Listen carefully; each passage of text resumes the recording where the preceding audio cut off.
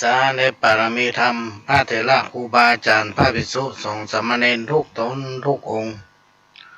ขอสวัสดีพี่น้องท่านทุกฟังพ่อน้อยพ่อหนานพ่ออุ้ยแม่อุ้ยที่รับฟังรายการจากสถานีวิทยุกระจายเสียงพระพุทธศาสนาชาติและสังคม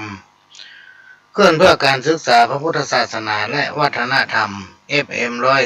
104.50 เมกะเฮิรตซ์จากวัดฝายหินFM 104.50 เมกะเฮิรตซ์วัดฝายหินนั้นเป็นของพี่น้องคนฟังทุกท่านเป็นเจ้าของที่เราจะได้ช่วยกันทนุบำรุงพี่น้องท่านผู้ฟังตามกำลังของไผของมันก็เชิญได้ถ้าผ่านมาทางในเมืองก็ไปแวะพี่น้องท่านผู้ฟังขึ้นไปเอวที่ห้องส่งสถานีของวัดฝายหินได้สถานี FM 104.50 เมกะเฮิรตซ์วัดฝายหินนั้นเป็นแม่ข่ายของภาคเหนือและนาเอาที่นำเอาเสียงธรรมะจากที่ต่างๆบอกว่าจะเป็นสถานีไหนที่หานว่ามันมีสาระฟังเข้าใจง่ายสามารถนำปฏิบัติได้มาออกอากาศให้พี่น้องท่านผู้ฟังได้รับฟังกันเป็นประจำแทบจะ24 ชั่วโมงผู้ดำเนินรายการต่างๆก็จะพยายามสรรหาสิ่งที่เป็นสาระประโยชน์ที่ฟังแล้วเข้าใจง่ายสามารถนำปฏิบัติได้มาเล่าอู้สู่กันฟังนะมาเปลี่ยนบรรยากาศให้พี่น้องท่านผู้ฟังได้รับฟังกันหลังจากได้ฟังสาระสัปปะร้อยอันปันเรื่องจากครูบาอาจารย์จากพ่อน้อยพ่อนานก็เป็นประจำทุกวันอาทิตย์ตั้งแต่เวลาบ่ายโมงถึงบ่าย3 โมงพี่น้องท่านผู้ฟังบางทีก็เข้าก่อนเวลาน้อยหนึ่งก็แล้วแต่โอกาสแล้วก็ไปจบเอาบ่าย3 โมงหลังจากนั้น5 โมงถึง6 โมงเป็นเวลา1 ชั่วโมงก็มาปะกันทางสถานีวิทยุแห่งนี้ก็จะได้นำเอาสาระที่ได้มาจากประสบการณ์และก็จากการจดจำเรียนรู้จากครูบาอาจารย์มาเล่าอู้สู่กันฟังสิ่งไหนที่สามารถทำให้พี่น้องท่านผู้ฟังแล้วสบายอกสบายใจเป็นสิ่งที่ต่างผู้ดำเนินรายการมอบให้ด้วยความยินดีสิ่งไหนที่ฟังแล้วมันบ่เข้าหูฟังแล้วบ่เข้าท่าก็ให้ฟังหูซ้ายออกหูขวาเพราะว่าสิ่งที่นำมาอู้ในรายการเนี่ยพี่น้องท่านผู้ฟังไม่ได้มีเจตนาจะไปว่าคนนั้นว่าคนนี้สิ่งไหนที่มันฟังแล้วมันม่วนแสลงใจก็จงเข้าในวิทยุไม่ต้องออกไปเก็บใส่อกใส่ใจก็เป็นรายการที่นะครับการอนุเคราะห์เมตตาจากทางสถานีโดยท่านผู้อำนวยการสถานีได้ให้การอนุเคราะห์เมตตาเข้ามาในเครื่องของพระหลวงมาคุมเครื่องก็เป็นเจ้าบ้านพี่น้องท่านผู้ฟังที่มาพบปะมาอู้มาจากันสิ่งไหนที่ผ่านมาในชีวิตหันว่ามันมีประโยชน์ก็จะนำมาเล่ามาอู้ฟังนะอันใดที่มีประโยชน์ก็มาอู้ก็เป็นรายการที่เอาเจ้าบ้าน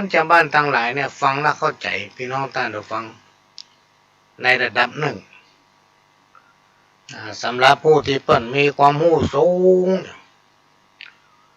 มาฟังมาดื่มเข้าท่าพร้อมเป็นเจ้าบ้านเนาะเจ้าบ้านมาปะพี่น้องท่านผู้ฟังมาอู้แบบเจ้าบ้านจะว่าข้าวก็ไม่ใช่จะว่ารายการเพลงก็ไม่ใช่นะก็เป็นรายการที่นำเอาสาระสัปปะมาผสมผสานเล่าอู้สู่กันฟังมาเปลี่ยนบรรยากาศให้พี่น้องท่านผู้ฟังหลังจากกินข้าวน้ำข้าวตอนแล้วนอนก็ไม่หลับนะนั่งเนี่ยการก็ใกล้มันมีเป็นช่วงนะพี่น้องท่านผู้ฟัง บางทีถ้าจิตแจ่มปกติเขียนหนังสือเขียนไปก็ผิดนะเขียนไปก็เดียวผิดอ่ะ เขียนไปก็เดียวผิดเนี่ยการทำงานอย่างเดียวกันจับต้นจับปลายไม่ถูกมันจะมีเป็นช่วงนะเพราะฉะนั้นช่วงนี้ก็เป็นช่วงที่มาพักใจมาย้ายเม็ดเข้ามาฟังรายการมาเป็นกำลังใจให้ขโยมเก่านะฟังไปฆ่าเวลาไป เพราะถ้ามานอนมาล้ำเจ็บเอวนะพี่น้องท่านผู้ฟังแล้วกินข้าวนักเนี่ยทำให้สมองปึ๊กเปิ้นห้องพญาปึ๊กกึดอย่างค่อยออกสมองตันนะ เพราะอย่างผมกินข้าวนักลำไปคนเฮาเนี่ยเป็นน้องท่านผู้ฟังถึงวันเนี่ย มันจะอยู่ที่อายุสังขารด้วยนะบางผู้บางท่านเนี่ยกินข้าวเอาน้ำแอนตัวลูกเอาน้ำไว้ไกลกินไปกำเดียวนะลืนไม่ค่อยลงแล้วฝืดรีบก็แก้มเข้าเนี่ยเอาน้ำแอนเลยมันอยู่ที่อายุบางทีอยู่บัดได้นี่แน่นขึ้นหน้าอกก็มาหาวก็มาหาวจับใส่ซ้ำเตื้อนี่โอ้ยดูมันเป็นเน็ตขึ้นดังกลางหลังขึ้นไปถึงลำคอเป็นอะไรอย่างนี้ฮะเนาะ ไปหาหมอเพราะใกล้ที่มันใกล้เพราะอย่างเพราะคนไข้มันนักบางทีวันค่ำไปตั้งแต่เจ้านี่นะวันค่ำเด็กปีเพราะคนมันนักพี่น้องท่านผู้ฟังบางทีเขามาจมเพื่อฟังไปโรงพยาบาลโอ้ยหมออู้ม่วนพยาบาลอู้หมอม่วนอู้ซักอู้ขว้าง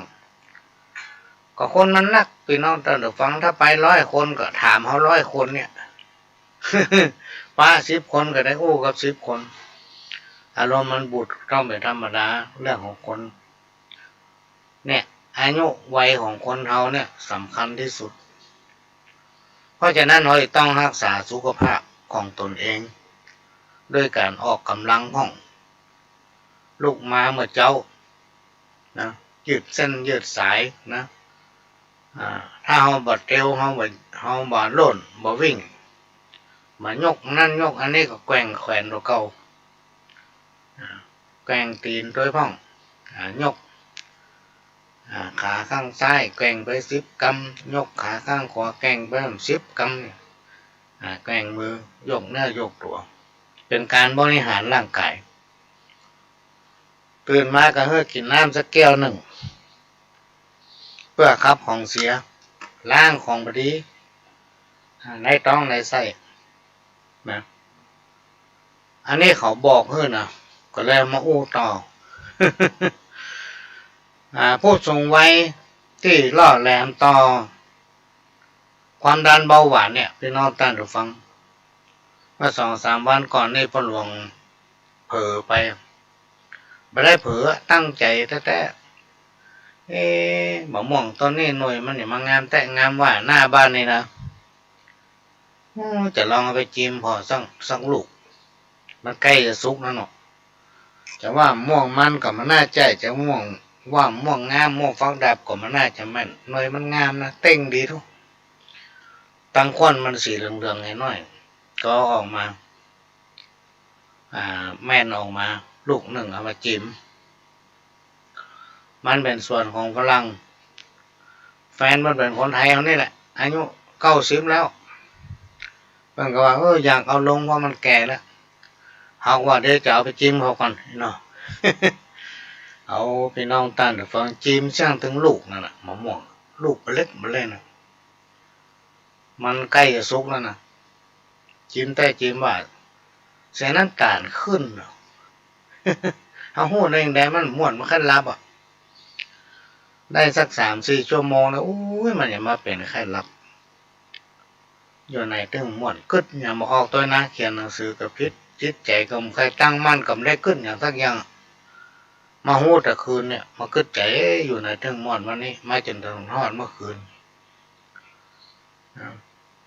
นว่าน้ำตาลต้องขึ้นแน่เลยเนาะพ่ออย่างพ่อเอาไปกินมะม่วงลูกเล็กไปเล่นเอาไปจิ้มแตะจิ้มบ่าเชื่องทั้งลูก มีเพื่อนไลน์มาหาก็เลยบอกว่าน้ำตาลได้จะขึ้นมันน่าเชื่อมันจะขึ้นเพราะเอาจิ้มมะม่วงไปลูกเดียวไปได้หน่วยใหญ่นะแกมกันเนอะแต่ว่าม่วงมันก่อมใจฟักดับก่อมใจม่วงเขียวตะเวยก่อมใจหน่วยเล็กไปเล่นอ่ะเพื่อนบอกว่าอันนั้นอ่ะเป็นตึงไขมันเป็นตึงแป้งแหละมันอยู่ในฮั่นเซ็ตหมดยิ่งดิบยิ่งร้ายบ่ฮะเกือบมาดีพี่น้องเต้นดูฟัง มันก็ใจได้อ๋อมันเป็นเต่าเนี่ยรู้นี่เนาะ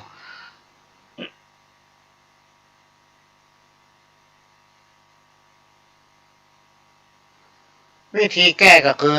พักผ่อนกินน้ำนั่งมาวันนี้จืดมาหน่อยละโอ้หลับ ที่มาอู้ฟังเนี่ยพี่น้องท่านฟังรุ่นราวเขาเฮาเนี่ยมันไปเผลอไปได้นะต้องกำกับควบคุมเรื่องอาหารโดยเฉพาะตอนนี้มีประชาสัมพันธ์จากหลายบอกว่าจะเป็นตั้งเฟซตั้งไลน์บอกว่าจะเป็นตั้งทีวีวิทยุว่าโควิดมันปิกมาทำแล้วไอ้หรอ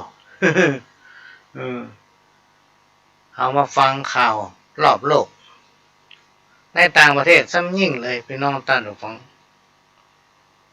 ตึงภัยธรรมชาติตึงภัยจากคนมนุษย์ตึงอุบัติเหตุนะ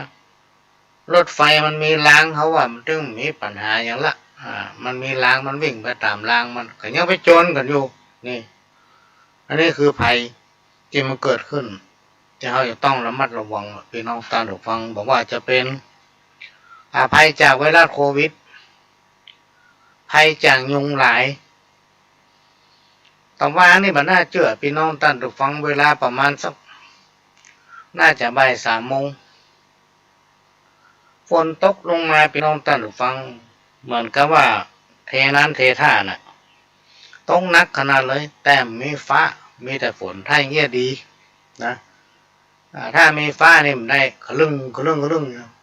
มีลมตัวน้อยก็เดียวไฟฟ้าดับละ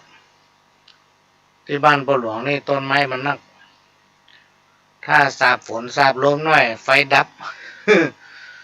ถ้าจัดรายการอู้ไปมาดักปิ้งนี่แสดงว่าไฟดับเนอะพี่น้องท่านผู้ฟัง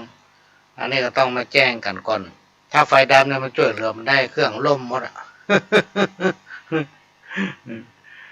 โอ้ถึงโรคภัยถึงวันเนี่ยเราต้องอยู่ด้วยความระวังระมัดระวังโดยเฉพาะไอ้18 มงกุฎเนี่ยที่ของห้องคอเซ็นเตอร์นะพี่น้องท่านผู้ฟังแต่ก่อนนี่เขาว่า18 มงกุฎเนาะประเดี๋ยวนี้มีเป็น30 มงกุฎนะพี่น้องท่านผู้ฟังคือภัยจากคนด้วยกันเนี่ยระวังเตอะระวังบางทีเนี่ยมันโทรมาเขามาฮับเนอะก็กลัวจะเป็นคนรู้จักแต่ว่ามีความจำเป็นอันนั้นอันนี้ลูกเลี้ยงเอียงคำกะลูกศิษย์ลูกหาคนที่เขารพนับถือกันโทรมากะไอ้น้องเขาฮับเป็นมาใจเป็นคอเซ็นเตอร์ มันโทรไปเลยโม่ไปได้เบอร์โทรจากไผ่พี่น้องท่านผู้ฟังทางใดก็เป็นทางใดทางหนึ่งก็ว่ามันได้เบอร์โทรจากอันนั้นอันนี้โทรมาเอาจับใส่บางเตื้อยังหูจักชื่อเขาด้วยซ้ำว่าคุณน่ะไปติดนี่อย่างหูที่เขาเคยไปในบ่หัว ขอให้ไปแจ้งความภายใน1 ชั่วโมงลูกเขาเคยไปแย่งอย่างสักอย่างที่ไหนหัวมันบอกเขาผมไปรักเนี่ยบางทีก็มาฮับบางทีเขาถามไปย้อนถามมันคุณรู้ไหมว่าผมเป็นไผมันก็หูจักเขาเราไปหูประวัติเขาได้ว่าเป็นอันนี้ไอ้พวกเนี้ยมันสำคัญที่สุดเลยพี่น้องท่านผู้ฟังมันหลอกมันลวงบางทีจากเฟซจากไลน์เนี่ยได้ยินข่าวเมื่อเจ้าเนี่ยว่ามีคนหนึ่งไปถูกอกถูกใจก็ไม่ยิงคนหนึ่งหากู้ตังเฟซพี่น้องท่านผู้ฟังจะอู้กันยังได้หมูขอสตังติ๊กว่ะขอสตังติ๊กกำตังอันตะอี้รวมแล้วจะเป็นหลายแสนพี่น้องท่านผู้ฟัง ตอนสุดท้ายเนี่ยติดต่อมาได้นะติดต่อหากระตึงมาได้จำเป็นต้องอู้แม่บ้านหูอู้แม่บ้านหูแล้วต้องไปแจ้งความ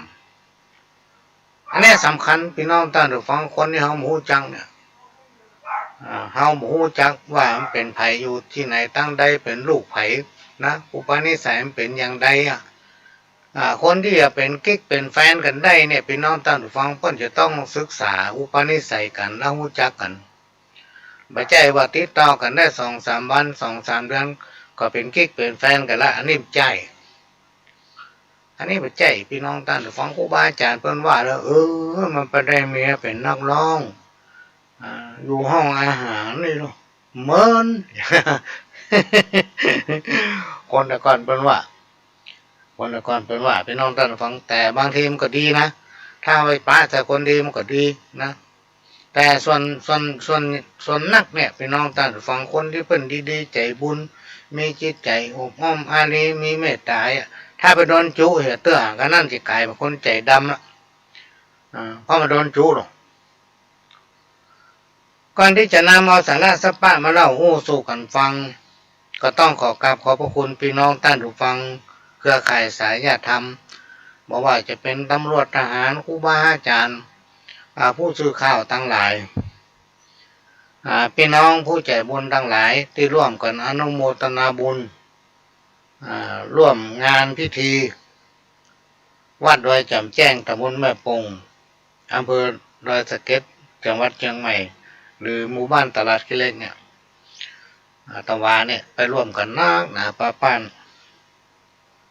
ทำเมื่อได้ปัจจัยถึงโมดรวมกันตะวานี่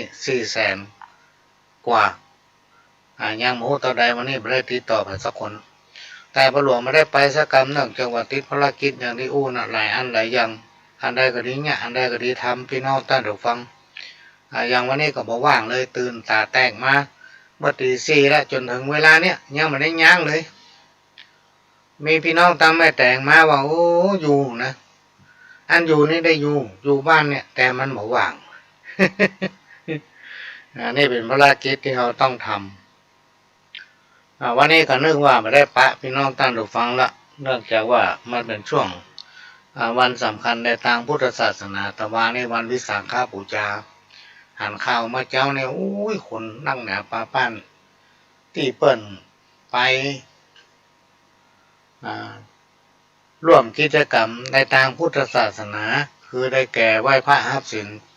ฟังเทศน์ฟังธรรมแล้วก็เวียนเทียนกันตามวัดตามว่าต่างๆหันข้าวในเจ้าเนี่ยประทับใจที่พี่น้องชาวพุทธเรารักษาวัฒนธรรมประเพณีอันนี้ไว้วันวิสาขบูชาเนี่ยพี่น้องท่านผู้ฟังเป็นยกเมื่อเป็นวันสำคัญของโลกในหลักธรรมคำสอนหรือที่เราฮู้กันว่าธรรมะคำสั่งสอนองค์สัมมาสัมพุทธเจ้าเนี่ยมันทำให้คนฮักกันพี่น้องท่านผู้ฟังมันทำให้คนมีความสมัครสมานสามัคคีพลิกบ้านเหนือเกลือบ้านใต้เนาะสมัยก่อนนี่เพิ่นจะกินต้านอย่างเพิ่นเวียนหากันโลก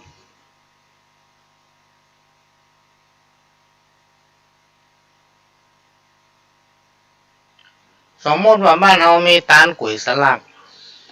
ประจำปีวันนี้เป็นวันดาเนี่ยคนต่างบ้านต่างจองที่หูจักหูข่าวนะว่าบ้านดังนั้นเพิ่นจะมีการทำบุญนั้นเพิ่นมาให้มาหอมกับโลกพี่น้องท่านของเวียนกันโลกเอามือกันนะเต็มถนนนะเหล้ายาก็มีพ่องคนก่อมปอกกินนักตอนใดปุ่นท่าแรงปุ่นมันจะมีคน2 คนตีวาไปตามห้วยนะ เพิ่นจะเอามือกันตะกอนนี่มันม่วนพี่น้องท่านผู้ฟังบอกว่าจะเป็นต้านกุยสลักต้านต้นเงินต้านสปะม่วนมันจะเหมือนยุคปัจจุบันนี่จำเป็นต้องเปลี่ยนไปต้องปรับแล้วก็พัฒนาเพื่อมันไปตามกาลสมัยเพราะคนในยุคปัจจุบันนี่มันไม่ได้ว่างเหมือนสมัยก่อนสมัยตะก่อนนี่มาให้ดีไผ่ไม่ได้ไปไหนแหละพี่น้องท่านฟังอย่างบ้านนอกไปญาติการในบ้านเนี่ยส่วนใหญ่จะญาติการในบ้านเวลามีอย่างเกิดขึ้นเพิ่นจะมากันเต็มเลยพี่น้องท่านทุกฟังนะอันนี้ย้อนไปตะก่อน ก็ต้องขอกราบขอบพระคุณสถานีวิทยุทำหลายสถานีที่ได้นำเอาเสียงรายการนี้เผยแพร่สู่พี่น้องท่านผู้ฟังแถมสถานีหนึ่งวันนี้ร้านนาเชียงใหม่ไม่ได้เอาออกอากาศเพื่อนจะออกเฉพาะวันเสาร์รายการของพ่อหลวงนะก็ต้องกราบขอบพระคุณสถานีวิทยุ FM 92.25 วัดหลวงประแดงมหาวิหารสถานีวิทยุ FM 98.75 ขึ้นธรรมะของชุมชนวัดห้วยตองซักตำบลคลองเปาอำเภอจอมทองจังหวัดเชียงใหม่สถานีวิทยุมนต์เสียงธรรม6.25 วัดบูพารามอำเภอแม่แจ่มจังหวัดเชียงใหม่และหลายสถานีที่เพิ่นมาแจ้งพี่น้องท่านผู้ฟังก็ได้นำเอาเสียงนี้ออกอากาศเผยแพร่ไปถึงบ้านถึงจองพี่น้องท่านผู้ฟังก็ต้องขอกราบขอบพระคุณท่านผู้อำนวยการสถานีที่กล่าวมาแล้วมาฟังข้าวสักบทหนึ่งข้าวประวัติเรื่องกำยกมือสาวันตากราบไหว้กูลพระปฏิมาวันตาท่านเจ้าธรรมโวหารขอวานกราบเก้าจักไข่สำเนาก่าวจีกำคนเฮานี้หนอพ่อหันเดี๋ยวนี้สับสนปนปี้ตีหนังกำคนมนุษย์บ่สุดหวังกำเก่าก็ยังจุ่งฟังแก่เท่าพระพุทธองค์ดำลงแหลกเงาสร้างไว้หมู่เฮาบ่พ้นกำไผเว้นมันตัวตันหนีบย่นมันสาวสืบส้นตัวมากำคนเฮานี้มีแน่นักหนาสุดแต่หงยารักษาไปได้การกำมาเถิงลอดเถิงมาใกล้หนีไปตั้งใดต้านไทยเท่าแก่หนุ่มกำทำดีเอาไว้กำติดสืบไส้มาเติงศาสนาซ้อยหนุ่มน้อยกึดเถิงอย่าเมาลื่นเริงเกิ่งค้อนแล้วเจ้าห้องรับลวดตายมีหลายแบบเมาเพื่อกำปลาเอาก่อนนั้นห้องกินยาตายมีหลายลืบจันพ่อกำก่อนอันตัวมานี่ตึงบ่พ้นบันดลตัวหาวาสนาปาไปบ่ว่าหนุ่มเท่าเรื่องกรรมนี้หนอวอนขอพระเจ้าบ่ได้บรรเทาผ่อนไว้กรรมไผเว้นมันตัวตันต้านไทยนี่ตึงบ่ได้สักหลายหูวันเกิดแต่บ่หูวันตายบ่ว่าหญิงใจตั้งหลายนอเจ้าห้องฟ้าผ่าตายหญิงใจแก่เท่ากำลังตัวมาเอาลากปัดสุดแต่พระสงฆ์องค์เน้นอยู่วัดยังตึดลากอันบันไลนี่ตึงบ่พ้นคนเฮาสมัยจุ่งทำดีไปสืบไว้ไปหน้าทุกคนมีกรรมนำมาปูป้าเมื่อกรรมจักปาน่องไว้ตามพระพุทธาสอนมาข้อไซอยู่ร่วมกันได้เป็นกูลสร้างความดีไว้บ่ได้หายสูญมีบาปกับบุญบ่สูญฝุ่นหญ้าความตายนี่หนอบ่รออยู่ท่าจาตินำธรรมมาบ่เว้นจาติธรรมมาบ่เว้นกันกรรมมาถึงเติงมาหนีบเกณฑ์มันตัวตามเส้นนำมาเพื่อเรือกันไว้อย่าได้อิจฉาจะไปนินทาจากขวัญเหล่าต้าน มีการมีงานช่วยวานเจ้าบ้านจะไปเลือกงานนั่งจดชีวิตคนเฮาเอาเมาเอาหมดฮืออดช่วยสร้างความดีฮักชื่อเสียงไว้เพื่อมีศักดิ์ศรีตายแล้วยังมีคนที่กราบไหว้มีทรัพย์สิ่งของเงินทองบาทใต้ตายได้อย่างไปพี่น้องฝากความอาลัยไว้กับเพื่อนพ้องเพื่อมันถูกต้องศีลธรรมขอเว้นโลภะโมหะเป็นกรรมเพื่อเขาได้นำกรรมมาอวดอู้ความดีของคนยากจนจุผู้เขาจักอินดูสืบไม่แล่นายเฮย อันนี้นี่จำมาได้ว่าเป็นของไผ่แต่ที่จำได้หลายอันเนี่ยของหลวงพ่อบุญปัญญาธรรมโมเนี่ยพี่น้องท่านผู้ฟังอันนี้จะแม่นมาแม่นมั่วจากไผ่มั่วที่ส่งมาก็มาอ่านให้ฟังก็เดี๋ยวก็จะเอาข้าวที่มันกล่าวถึงตำนานนะมาอ่านให้ฟังประเด็นนี้มันตันหมดนะพี่น้องท่านผู้ฟังอย่างที่ตำนานเบื้องกล่าวไว้มันมีหันหมดเลยมาถึงหมดเนาะก็ได้ก็ลองฟังพอพระนมก่อนสุนทรกล่าวจ้อยพี่น้องเหนือใต้ฟังเอากรรมกรจากเจิญฟังที่จันแม่นมั่นก็หาพิจารณาเอาเหนือใต้ตำนานมาถึงหลอดเริงห้อนไม่ก็หันมีไปสัปปะพระอริยะเมตไตรได้เกิดต้านพระมานะช่วยสร้างต่างบุญศาสนาพุทธจะมุดสูญหายป่อเนรคุณสุนหาลูกเจ้าน้ำเชื้อเหงื่อใครเป็นใดพ่องเจ้าลูกข่มขืนเอาลูกลักเห็นหมูท่านหมานำมาจ่องจักไผไฟมักลูกเต้ายิงแฝงสุดแต่ป้องเว้ยไข่ชบเมาแฝงหลานลักยิงแปงไข่แฝงร่วมข้างอันนี้เป็นกรรมตำนานเนอะพี่น้องท่านผู้ฟังมันมีมาเมินนะแต่ประเด็นนี้มาตันหมดอะพี่น้องท่านผู้ฟังมาตันหมดอะใจพลาดกระด้างบ่ถูกแนวทางธรรมะ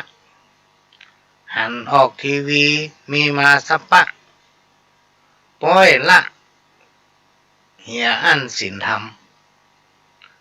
หันสาวนุ่มน้อยใจห้อยวาเวจิตใจล้วนเลลังเลใจห้อยพระอริยะเมตไตรใกล้มาเตือนน้อยคนนอกรีดนอกหอยเดี๋ยวนี้พระศาสนา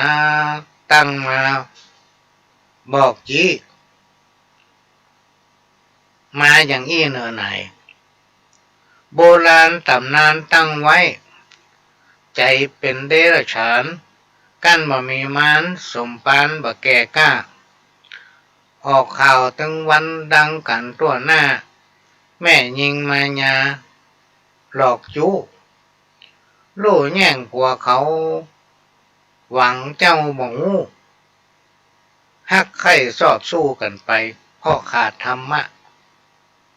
กรรมพระจ่าไขระเบียบวินัยเลยใจบ่ได้พ่อตำนานมาถึงมาเติงกราบไหวป้อยละลูกไปมนุษย์พ่อถึงตำนานศีลธรรมพระพุทธจะสุดซ้อยเสี่ยงศาสนาห้องยังหนุ่มน้อยด้วยการศึกษาเอาผัวเมียกาอายุยังน้อยได้ขวบปีปลาย การไปหายจ้อยเอาม่วนลองกวายเพราะตำนานกาวจีนะแก้ผ้าอวดกันหันคนคิงก็ลุกยาบ้ายาอีกวนคีฮ้อนให้ยิงฆ่ากันสร้างความ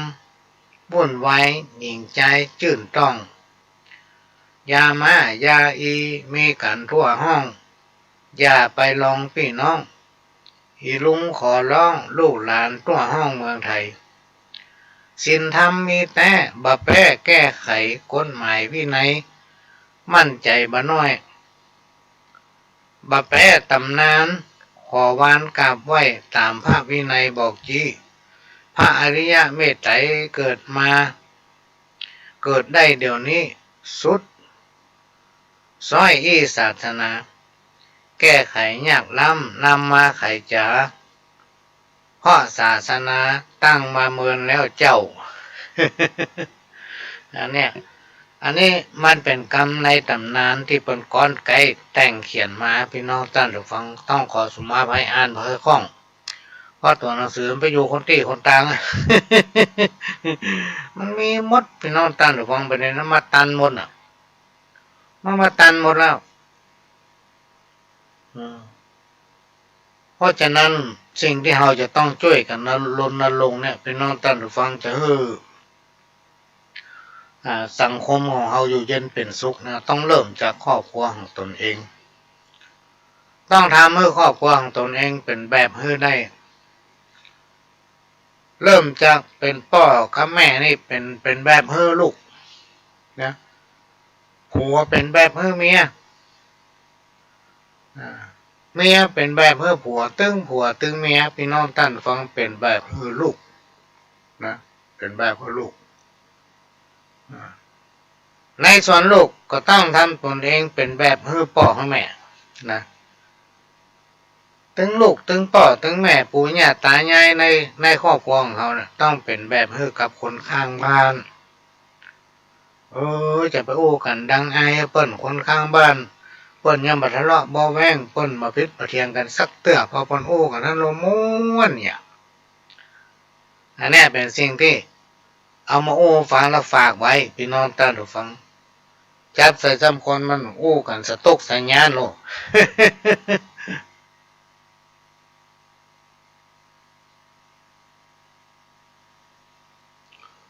ซ้ำเตื้อมันลมมาทีเนาะอู้กันสตุกสัญญาณแม่มันย่านอย่างเก่งตามีพ่อคนเดียวกะเนี่ยพี่น้องท่านผู้ฟังเราจะต้องใจเย็น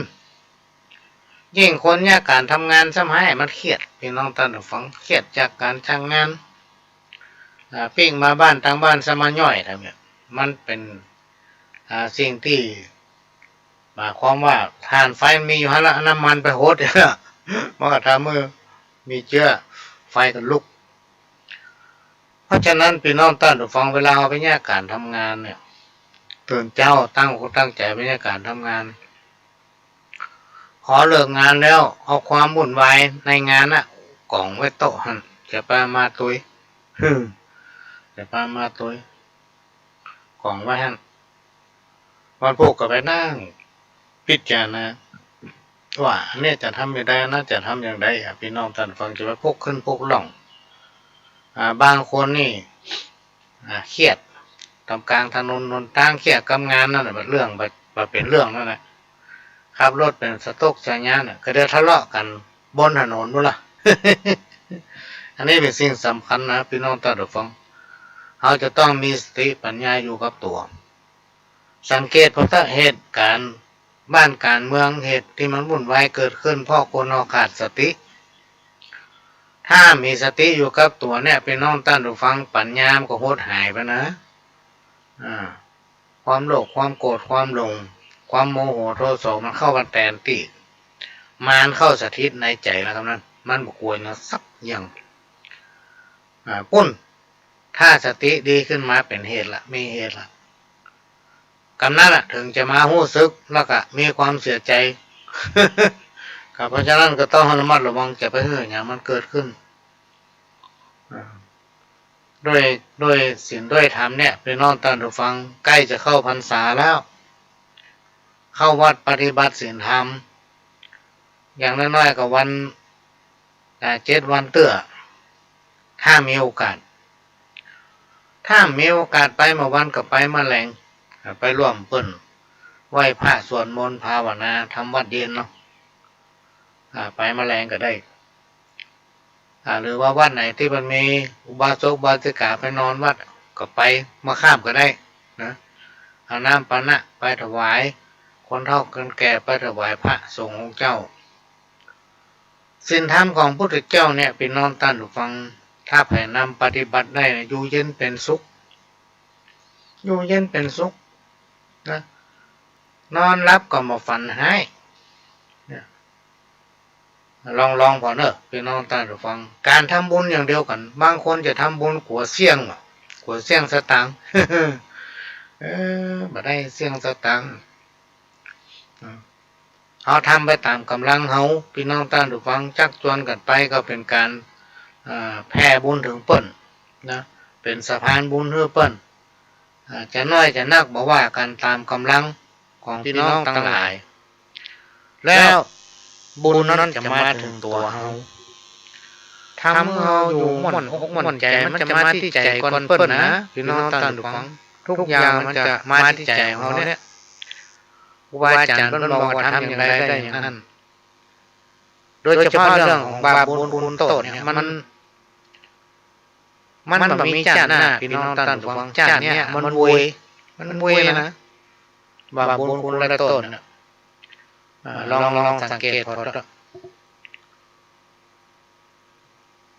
โบราณครูบาอาจารย์เพิ่นกล่าวไว้คนโง่มักจะอวดเก่งคนฉลาดชอบรอบรู้แต่ในเรื่องที่เสียหายอันนี้หมายความว่าคนที่ฉลาดล้ำแปะบางคนหูล้ำแปะเนาะบางคนก็เก่งแต่เก่งล้ำบางม้อยคนที่ชอบเอาเปรียบมันเนี่ยมันเกิดหาเรื่องตามบดีตานะพี่น้องท่านผู้ฟังส่วนเรื่องดีๆเนี่ยเรื่องที่มีประโยชน์คนที่มันชอบหาเรื่องคนมันชอบทำถ้าใครผู้ใดไปคบหากับคนประเภทนี้โบราณอาจารย์ท่านกล่าวว่าจะหาความเจริญมาได้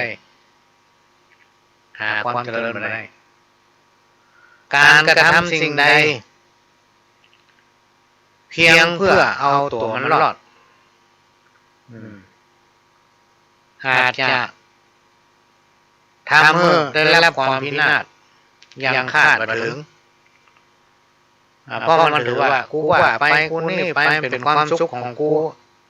มันถูกใจกูส่วนใจคนอื่นจะได้กระจ่างเนี่ยพี่น้องท่านผู้ฟังเพราะฉะนั้นในลักษณะของคนเหมือนเดิมเนี่ยคนเหมือนกันเนี่ยนะแต่เรายังจิตใจกันไม่ได้เหมือนกำหนึ่งที่เขาเขียนมาให้เนี่ยเขาบอกว่าใกล้ที่สุดปัจจัยญาติไม่คือความตายคือเราสามารถรู้ได้ว่าใครจะตายวันไหนเนาะลึกที่สุดปัจจัยต้องหรือว่าก้นมหาสมุทรที่เป็นวันลึกขนาดนี้นะมันความกว้างของมันในสุดเช่นหูเช่นตาละขนาดว่านั่งอยู่ในเรือเป็นเดือนๆนะถึงจะไปถึงประเทศนี้เขาว่าก้นมหาสมุทรนะมันลึกที่สุดแต่มันสู้จิตใจของคนเขาบัดได้พี่น้องท่านฟังจิตใจของคนเขานี่ลึกกว่าน้ำมหาสมุทรนะแล้วสิ่งที่สูงที่สุดเนี่ยพี่น้องท่านฟังคืออย่างไม่ใช่ฟ้าไม่ใช่ภูเขาภูเขาอย่างที่ผมว่ามันสูงเสียดฟ้าเลยนะย่างมาเต้าความทะเยอทะยานของคนเฮาพี่น้องท่านผู้ฟังความทะเยอทะยานของคนเฮาเนี่ยมันสูงกว่าอย่างได้ในโลกมันเหนือกว่าโลกพระจันทร์กันเนาะโลกดาวอังคารเนี่ยความทะเยอทะยานของคนเราเนี่ยแต่ ถึงวันเนี่ยพี่น้องท่านผู้ฟังถ้ามีความพอดีนะเขามีความพอดีพอใจในสิ่งที่เขามีอยู่นะยินดีในสิ่งที่เขาได้เนี่ยเขาจะอยู่ม่วนไม่ใช่ว่าทะเยอทะยานไปเรื่อยๆนะการมั่งมุนตุ้นเต้าด้วยข้าวของสมบัติเนี่ยพี่น้องท่านผู้ฟังบางคนเข้าใจผิดจะแย่อย่างก็กลัวเสี่ยงจะแย่อย่างก็เสียดายแม้แต่ของมีประโยชน์ที่เกิดกับตัวเก่าที่ตัวได้รับประโยชน์ถึงวันก็ไม่กล้าจ่ายไม่กล้าซื้อกลัวมันเสี่ยงเขาจะต้องคิดถึงว่านี่จังทุกขังอนัตตาชีวิตของคนเขามันเช่นแน่โลพี่น้องท่านผู้ฟังอยู่ตามอยู่วันใดวันหนึ่งถ้าเขาเสี่ยงลมหายใจไปสิ่งที่เขาห่วงแหนไว้นั้นมันจะตกเป็นของไผนะยิ่งถ้าเขาไปได้จัดสรรไว้ตอนนี้เขายังคนละอ่อนพิษกัน อันนั้นของกูอันนั้นของมึงเนี่ย เป็นอันตรายหมดนะพี่น้องท่านผู้ฟัง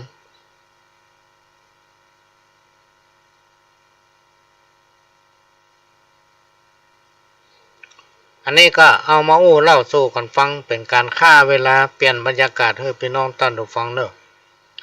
การนั่งมั่วสุมอยู่กับคนบดีย่อมมีโอกาสเปลี่ยนนิสัยใจคอเป็นคนบดีไปโดยง่าย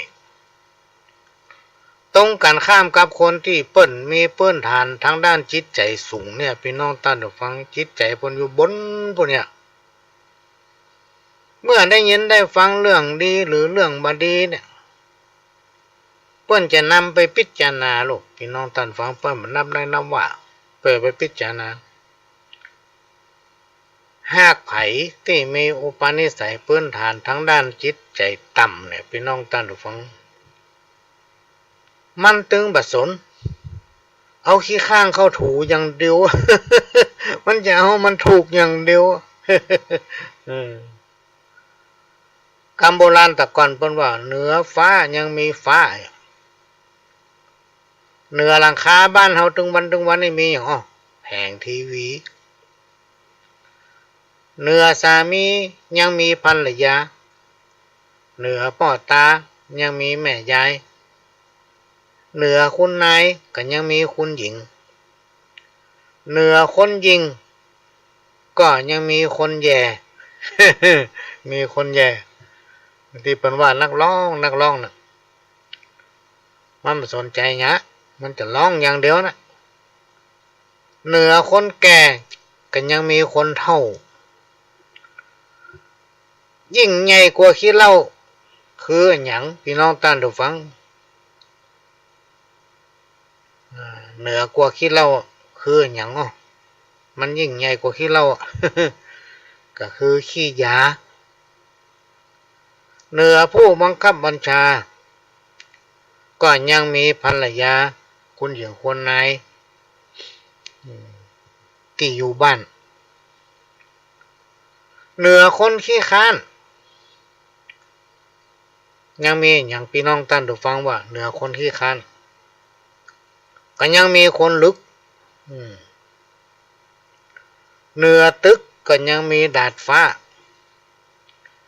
เหนือคนขายคนกล้า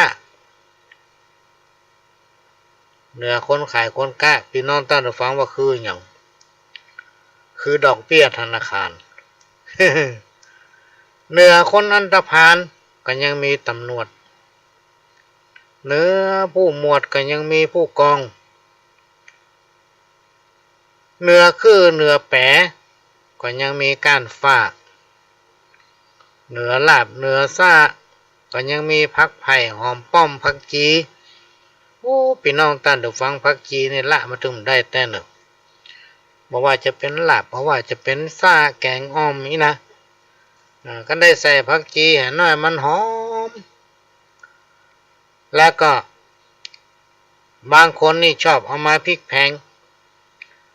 เวลาจะตำน้ำพริกมกนี่นะเขาจะพริกแต้ขี้หนูนี่มีหอมเตรียมเห็นสัก4-5 ลิตรมีหอมแดงเห็นสัก3-4 หัวลามีพริกขี้หนูเห็นสัก10 หรือว่า15 เม็ด ใส่นะ เอาปลาล่าเขาใส่ไปน้อยหนึ่งแล้วเอาหอมป้อมนะต้นหอมนี่ใส่ไปหมกปองามเนี่ยสิ่งที่ละมาได้ขอพักจีเข้าใส่ตัว2-3 ก้านพี่น้องตั้นฟัง2-3 ใบเด็ดพักจีหรือว่าตึงหัวมันนะตึงต้นมันนะใส่ไปเลยล่าไปมกไฟ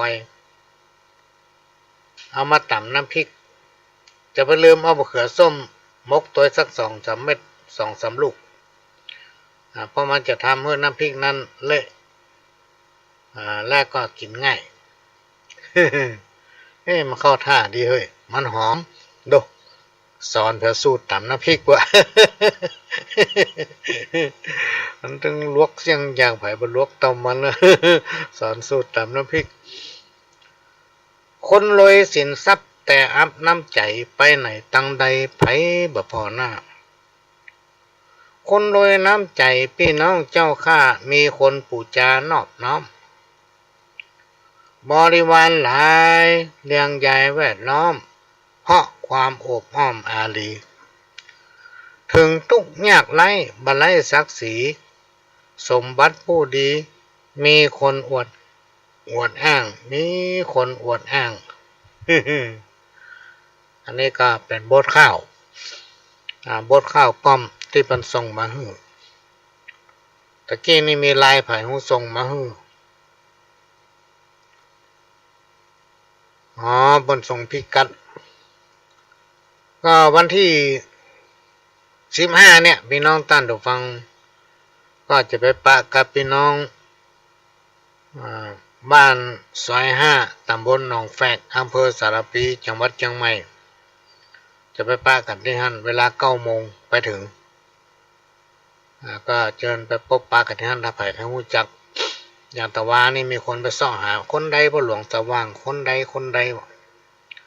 ก็ต้องขอสุมาภัยเพราะมันได้ไปติดภารกิจหลายอันหลายอย่างได้ไปสักกรรมแต่ว่าทีมงานอยู่ที่ห้านหมดก็ต้องขอกราบขอบพระคุณพี่น้องเครือข่ายสายจะทำรอบนึงเนอะที่วัดรอยจำแจ้งเราจะต้องร่วมด้วยช่วยกันพี่น้องตั้นดูฟังบ้านเกิดของพ่อหลวงนี่บ้านห้วยบอนหมู่ที่3ตำบลแม่โป่งติดกันนั่นส่วนใหญ่ในตำบลแม่โป่งนั้นจะเป็นพี่เป็นน้องกันหมดนะพี่น้องตั้นดูฟังบ้านป่าไผ่บ้านแม่โป่งป้องเหนือปอกใต้บ้านป่าแม่แดงเนี่ยบ้านบ่อทองบ้านห้วยห้องไข่ส่วนใหญ่จะเป็นพี่น้องกันหมดพี่น้องตั้นดูฟังนะแต่ว่าพ่อหลวงออกบ้านมาตั้งแต่ปี2514-15ละไปเดือนนี้ละอ่อนหมูจังเฮากับหมูจังละอ่อนเขาใหญ่เว้ย ขณะนี้พี่น้องตั้นดูฟังก็กำลังรับฟังรายการสาระสปะจากตั้งสถานีวิทยุกระจายเสียงพระพุทธศาสนาแห่งชาติและสังคมขึ้นเพื่อการศึกษาพระพุทธศาสนาและวัฒนธรรม FM 104.50 เมกะเฮิรตซ์วัดไฟหินสถานีวิทยุวัดไฟหินซึ่งเป็นแม่ข่ายหลักที่นำเอาเสียงรายการต่างๆจากต่างๆทั่วประเทศเท่านี้พี่น้องตั้นดูฟังเอามาออกอากาศให้พี่น้องตั้นดูฟังได้รับฟังกันรายการที่มีสาระฟังแล้วสามารถนำปฏิบัติได้เข้าใจง่ายมาออกอากาศให้พี่น้องตั้นดูฟังได้ฟังกันแล้วก็ FM 104.50 เมกะเฮิรตซ์เป็นของพี่น้องคนฟังทุกท่านเป็นเจ้าของที่เราจะต้องได้ช่วยกันทนุบำรุงพี่น้องท่านผู้ฟังช่วงนี้มันมีอย่างกับเปิ้นห้องมันมีวิทยุแจกเนื่องจากว่าเมื่อ 2-3 ปีก่อนโควิด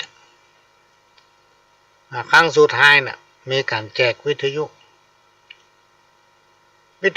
เขาประกาศไปแล้วถึงเวลาวิทยุมาถึงเขาจะไปซื้อเปิ้นว่าเปิ้นซื้อไว้แล้ว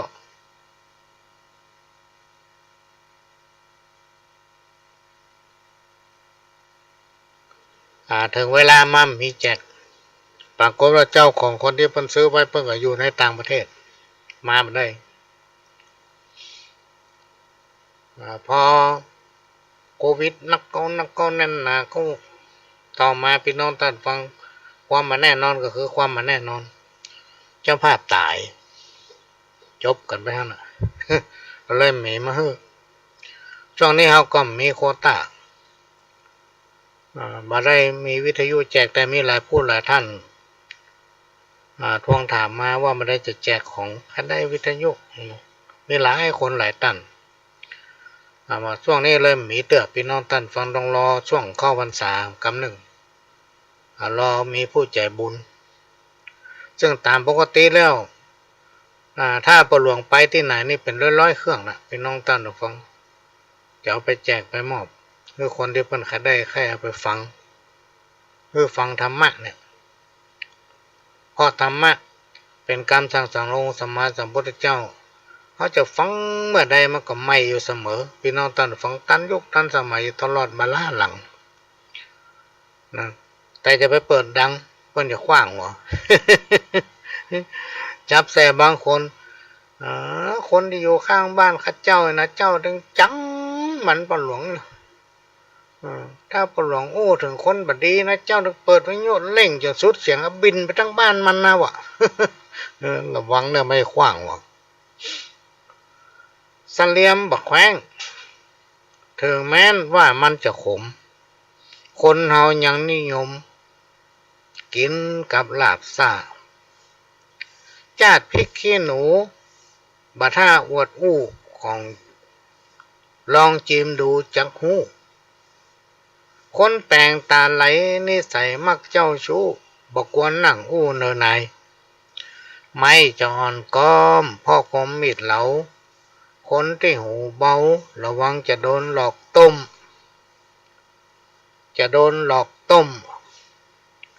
คนชอบซอกแซกหูแหลมแต้ใบหูเรื่องไปสปะบัดทีเรื่องของตัวแต่งลืมแต่งหลงเรื่องที่บังงงคือเรื่องของเปิ้นเจ้าบ้านคือเรื่องของเปิ้นเจ้าบ้านที่ติมึงงงว่าจำได้หมดเหรอ เรื่องเปิ้นคนอื่นจำได้หมดอู้เป็นตู้เป็นตาแล้วเรื่องของตัวนี่ลืมนี่ อันนี้เป็นธรรมดานะพี่น้องท่านผู้ฟังก็มาโอ้ถึงสถานีวิทยุ FM 104.50 เมกะเฮิรตซ์นี้พี่น้องท่านผู้ฟังก็นอกจากพี่น้องจะฟังได้ทางวิทยุก็สามารถฟังทางเฟซทางไลน์ได้แถมบ่พอฟังได้ทั่วประเทศพี่น้องท่านผู้ฟังรวมไปถึงประเทศต่างๆหรือว่าทั่วโลก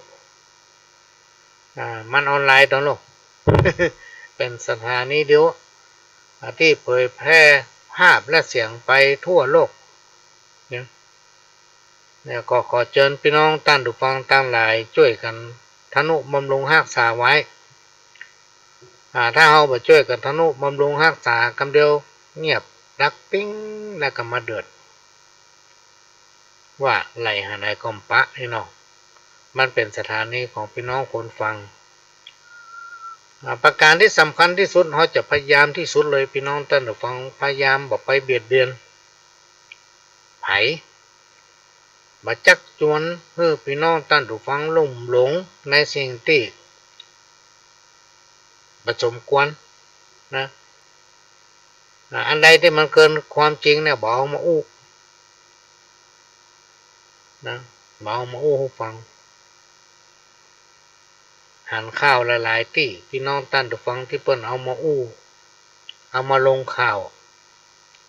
อันนั้นมันเกินไปลูกแล้วคนเฮานี่ก็เกินไปทำละไปเชื่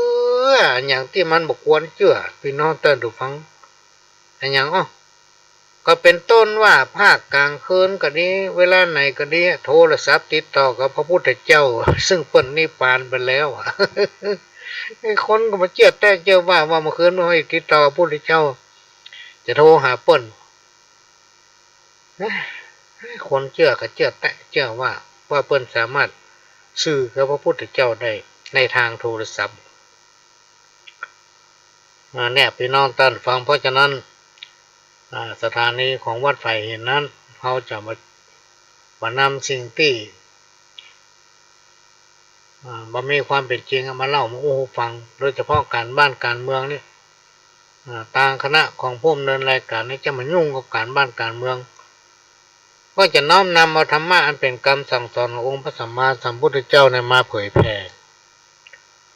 ว่าเป็นคนของฝ่ายไหนบ่อยู่ฝ่ายนั้นฝ่ายนี้สักอย่างพี่น้องท่านผู้ฟังจะพยายามอย่างที่สุดเพื่อพี่น้องท่านผู้ฟังในสังคมชุมชนมีความสมานฉันท์อยู่ด้วยกันเหมือนพี่เหมือนน้องเมื่อมีความสมัครสมานสามัคคีฮักกัน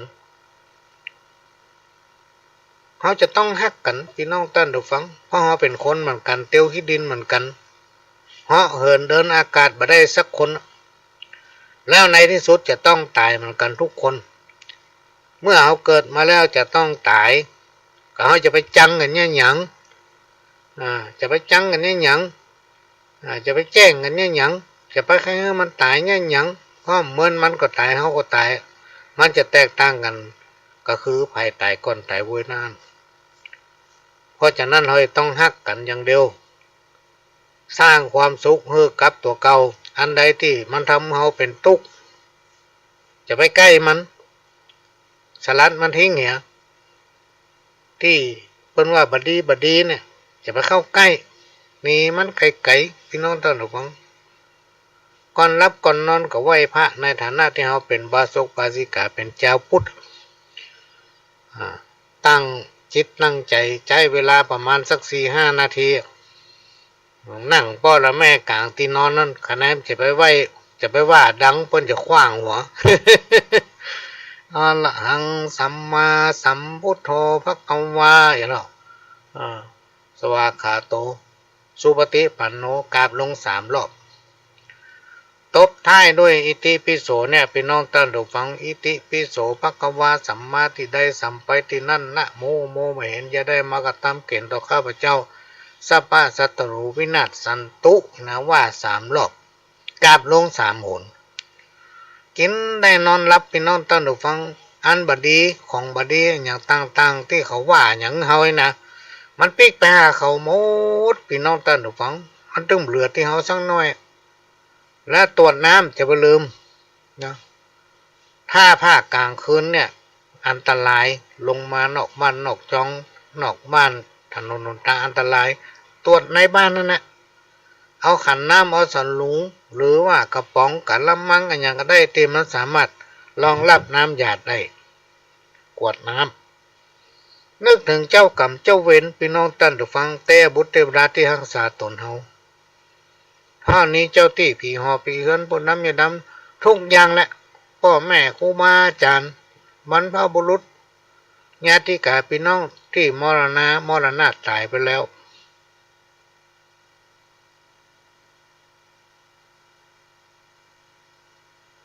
ขอให้เขาเหล่านั้นมีความสุขพ้นเสียจากยังอุปตวะขังบนพ้นจากภัยยกย้ายค่ายเอาจิตวิญญาณของตนไปสู่ที่ชอบสุคติสัมปรายภพแล้วบุญกุศลที่เฮาทำนั้นมันปิกมาถึงเฮาพี่น้องท่านผู้ฟังอันนี้เป็นเรื่องจริงนะลองปฏิบัติมาละเป็นเรื่องจริงภัยที่คิดบดีกับเฮามีอันเป็นไปพี่น้องท่านผู้ฟังนะก็ลองปฏิบัติพอแล้วท่านจะกินได้นอนรับบ่ฝันหายฝันแต่สิ่งดี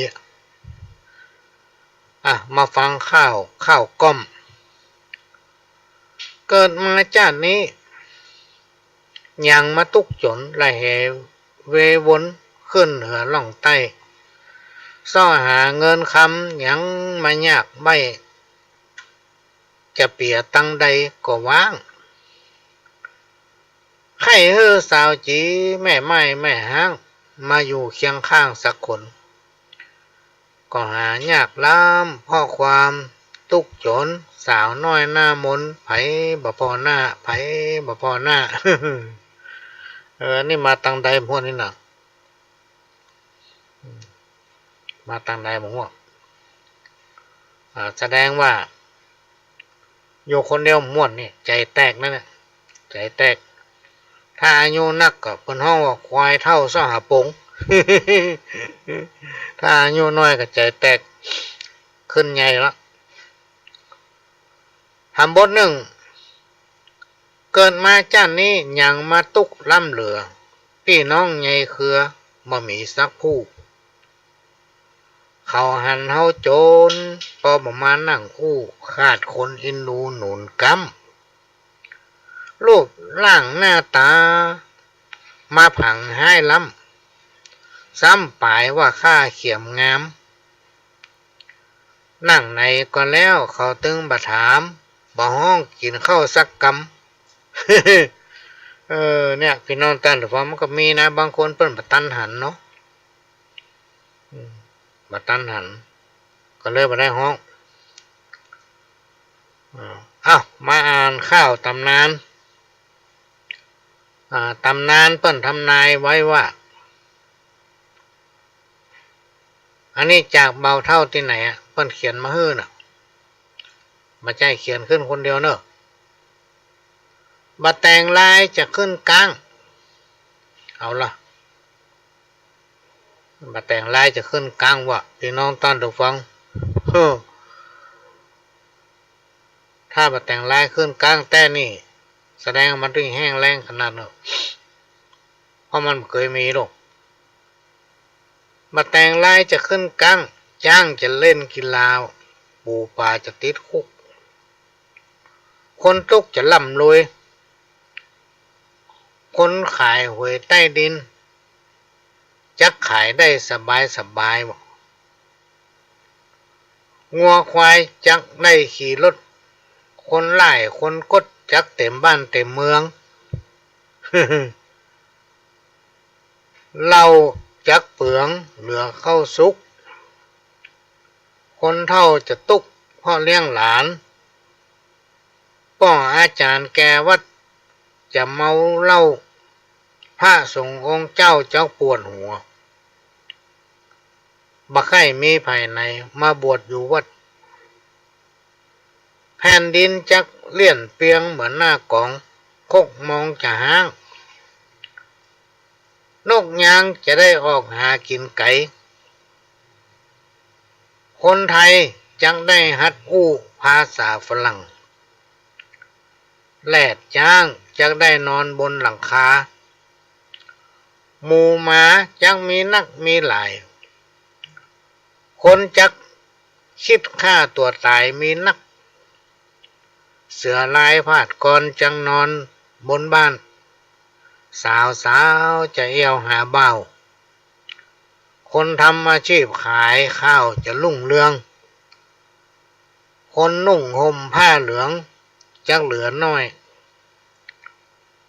คนยิงใจจักซับลายเต็มตัวของกินบ่ต้องทำฝนตกห้ำก็บ่เปียกควายเผือกจับมามีหื้อหันละอ่อนลูกหลานจักออกซ่าจะลงกินแผ่นดินบ่ไข่มีคนเตียวไตคนแก่คนใหญ่จักได้นอนลุ่งคนหนุ่มจักได้นอนบนแล้วก็คนซึ่งจะเมาแยกการน้อยนานจังหนีเข้าป่าลูกหลานจักเหลือกำป่อแม่หินแห่จักได้ยองบนหัวแหวนคนต่างแดนจังมาอยู่เต็มบ้านเต็มเมืองคนจักแย่เพราะกินเหล้าคนจักเท่าเพราะเกิดเมินดงเหิงบ่มีไผหู้จักพืชพักจักได้อยู่ในมุ้งเปียดบุงจักบ่มีไผหาบคนใจบาปจักลุ่งเรืองคนตั้งหลายตัวบ้านตัวเมืองจักหูติบตาติบพริกแห้งพริกหลวง จะบะเพ็ดเฮ็ดจักออกตำร้านกาจ้างมาจะบ่ได้ยากการคนพิการจะได้เป็นเจ้าคนพ่อคนเฝ้าจักเป็นขี้ข้าฝนฟ้าจะบ่ตกต้องตามฤดูกาลครูบาอาจารย์เป็นผัวเมียกับลูกศิษย์คนผิดจะอยู่เหนือกฎหมายร่างกายจะอ่อนเปี้ยบ่มีแหงคนตั้งหลายจักได้จิกินบักแห้งบักเขือสิกินแม่นเอาเขือจักหายเกมก่อนจักสิ้นสุด5,000 พระวจาโลกาจะวินาศบ้านี่มันน่าคิดนะพี่น้องท่านผู้ฟัง ว่าแต่งลายจะขึ้นกลางจ้างจะมาเล่นกีฬานี่มีแล้วปู่ป่าจักติดคุกอันนี้ก็มีแล้วเป็นว่าปู่ป่านี่นะพี่น้องท่านผู้ฟังมันมีเยื่อแก่นตาลูกเอามาสังเกตพอเขามาโอ้โหฟังเนี่ยว่าป่าเนี่ยมันมีเยื่อตามันมืนตาอยู่วันข้ามคืนหุ่งว่ะพี่น้องท่านผู้ฟังเป็นกรรมอย่างมันอ่ะ เมื่อมันได้รับคืนหุ่งคนตกจะร่ำจะรวยคนขายหวยใต้ดินจะได้ขายสบายสบายว่ะ วัวควายจังได้ขี่รถคนไล่คนกดจะเต็มบ้านเต็มเมืองว่ะพี่น้องท่านผู้ฟังอันนี้เป็นกรรมที่เป็นแต่งแต้มเขียนไว้ม้วนมาแล้วก็มามีประตกประเสี่ยงในยุคปัจจุบันเนี่ยพี่น้องท่านผู้ฟังบ้านเมืองที่มันวุ่นวายถึงวันเพราะคนเฮามันยอมรับความจริงนะโอ้หมดเอาความโง่ของตัวเก่ามานำหน้ามันยอมรับฟังคนอื่นมันยอมรับฟังเหตุผลของไผเพราะถือว่าตัวเองนั้นหู้หมดนะแล้วก็เล่าจากเปลืองนักกว่าข้าวสุกก็ต้องถ้าจะมีแต่เนอะเป็นนอนต้นถูกฟังเพราะว่าเล่าเนี่ยมันแปลงนะแปลงแล้วเข้าก่อนแต่คนก็ชอบไปกินมันคนเท่านี่จะตุกเพราะต้องได้อยู่เรื่องลูกกับหลานอันนี้นี่ก็มีส่วนแต่ก่อนมันมีแม่วิคนหนึ่งไม่ได้ไปวัดทอดตายโอ้เรื่องหลานเดี๋ยวรอหลานมันใหญ่ไม่ได้เนี่ยมันมีไผพอมันหายกลัวมันหล่นออกถนนหนทางรถจะโจรหัวเพราะหลานใหญ่แล้วพี่น้องท่านผู้ฟังมันไปเอาเมีย หรือว่าไปเอาผัวได้เมื่อมันนั้นมีลูกของเราเลี้ยงหลานเหลนลูกของมันน้อยพอเหลนใหญ่ขึ้นมาไปเอาเมียล่ะไปเอาผัวเอาเมียเอาหล่นมาเพื่อเลี้ยงเลยไม่ได้ไปวัดเจ้าตาย ไปไหนก็ไม่ได้พระสงฆ์องค์เจ้าจะปวดหัวเพราะว่าใครมีไผไปบวชอยู่วัดเนี่ยพี่น้องท่านผู้ฟังนี่สำคัญที่สุดถ้าเราไปบวชอยู่วัดเราเสียสละได้จิตใจเราบริสุทธิ์ค้นหาศีลหาธรรมโดยบ่หวังแก่อามิตรอย่างสักอย่างเขามีหน้าที่อย่างถ้าเขาอยู่วัดเขามีหน้าที่ปกครองวัดพัฒนาวัดก็ทำไปจนตลาดว่าเมื่อใดวัดมันมีครบมีพร้อมหมดห้องน้ำก็ดีกุฏิก็ดีกำแพงก็ดีศาลาก็ดีวิหารก็ดีทุกอย่างมันพร้อมก็นั่งพักผ่อนได้เพราะมันพร้อมหรอกอันนี้คือลักษณะของคนอยู่วัดปกครองป้าน้อยกับโยมโค้นหาเอาน้ำทำคำสั่งสอนมาบอกมากล่าวเพื่อพี่น้องศรัทธาและในยุคปัจจุบันศรัทธาบางที่บางแห่งจะลวกหรือทุเจ้าละ ไปสอนทุเจ้าลวกหรือเปิ้นเนี่ยเปิ้นนึกว่ามันนับถือตู้ผ้าเขานับถือผ้าเหลือง มานับถือต่อเฟืองเพื่อนับถือเม็ดเข้ามาให้บดีจะได้บวชได้นะพี่น้องท่านผู้ฟังจะได้บวชไปอยู่วัดได้นะถ้าคนมีบุญเนี่ยจะได้บวชมาเจอลองไปละการก็มีคนนุ่งผ้าเหลืองเต็มบ้านเต็มเมืองกะพี่น้องท่านผู้ฟังต้องคนที่มีบุญเข้าไปบวชได้ไปบวชละมาปฏิบัติมาศึกษาเฮาเฮียนมานำมาธรรมะอันเป็นการต่างๆองค์สัมมาสัมพุทธเจ้ามาบอกมากล่าวมาสั่งสอนมาอบรมพระน้อยขยมบอกปฏิบัติพอควายเหี้ยฟุ้นนี่นะพี่น้องท่านฟังอันนั้นก็อยู่นักว่าธรรมะเนี่ยและในยุคปัจจุบันเนี่ยไม่ค่อยมีไผ่ส่งเสริมลูกหลานไปอยู่วัดลองสังเกตพอเตอวัดนั่นน่ะใหญ่ขนาดมีครบหมดพร้อมหมดพอตั้งไหนก็งามแต้มมีพระมีเน้นมีทุกเจ้าตนเดียวนั่งเฝ้าวัดโกงกพ่อคนไม่ได้ส่งเสริมลูกเต้าไปอยู่วัดบางคนบอกว่าไปเฮิ่มไปบวชอย่างเอาตั๋วไปส่งมันไม่แจ้งนับได้นับบวชได้นะพี่น้องท่านฟังถ้ามีบุญเนี่ยนี่ในฐานะที่เขาเคยอยู่วัดเขาออกมาอย่างเพราะมันหมดบุญน่ะ มันถึงออกมามีครูบาอาจารย์หลายท่านหลายองค์ว่ามันน้อยมานานมูติศึกขาลาเพศออกไปเนี่ยประเด็นนี้ปิ๊กมาออกรายการวิทยุเป็นตุเป็นตะม่วนทำกรรมสั่งสอนกรรมที่มันออกมานะเนี่ยฟังแล้วถึงอกถึงใจอีล่ำเหลือสู่จะป้ากันซึกออกมาอย่างนี่หรอยังบ่อยู่วัดช่วยกันพัฒนาวัดวานำเอาธรรมะที่สูงหูนะมาบอกกล่าวพี่น้องศรัทธาก็บุญมันหมดมันไปอยู่ได้อย่างไรเข้าพี่น้องท่านหรือฟังพี่น้องต่างประเทศจะมาคืนวัดบ้านเฮาอันนี้เป็นเรื่องจริงแผ่นดินจักเลื่อนเกี้ยงเหมือนหน้ากล่องคงมองจากล่างมันเลื่อนเกี้ยงเหมือนหน้ากล่องแต่มีคนติวก็ใครจะไปติวพี่น้องท่านหรือฟังรถมันนักโคกมองจะล้างโคกมองนี่ละอ่อนยังหูจังด้วยซ้ำยังรุ่นเฮาเนี่ยยังเคยหันอยู่คนเอาเข้ามาต่ำที่มองน่ะ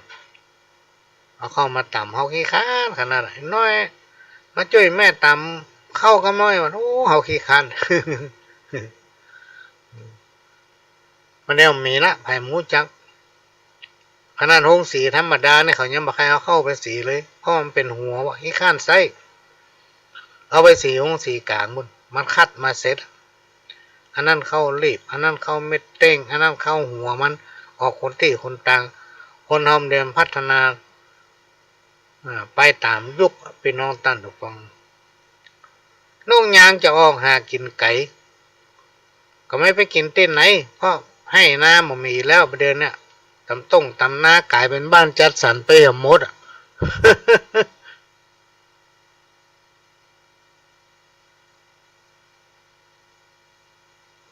น้องยางเลยมีที่กินบางที่บางแห่งพอไถนักกันลวดวานก้าเลยวานเข้าเลยมันมีให้หน้าเป็นปลูกตะกร้าไว้มีตะก้อนเพิ่นจะปลูกวานเข้าก้าไว้เป็นเดือน2 เดือนบ่ลง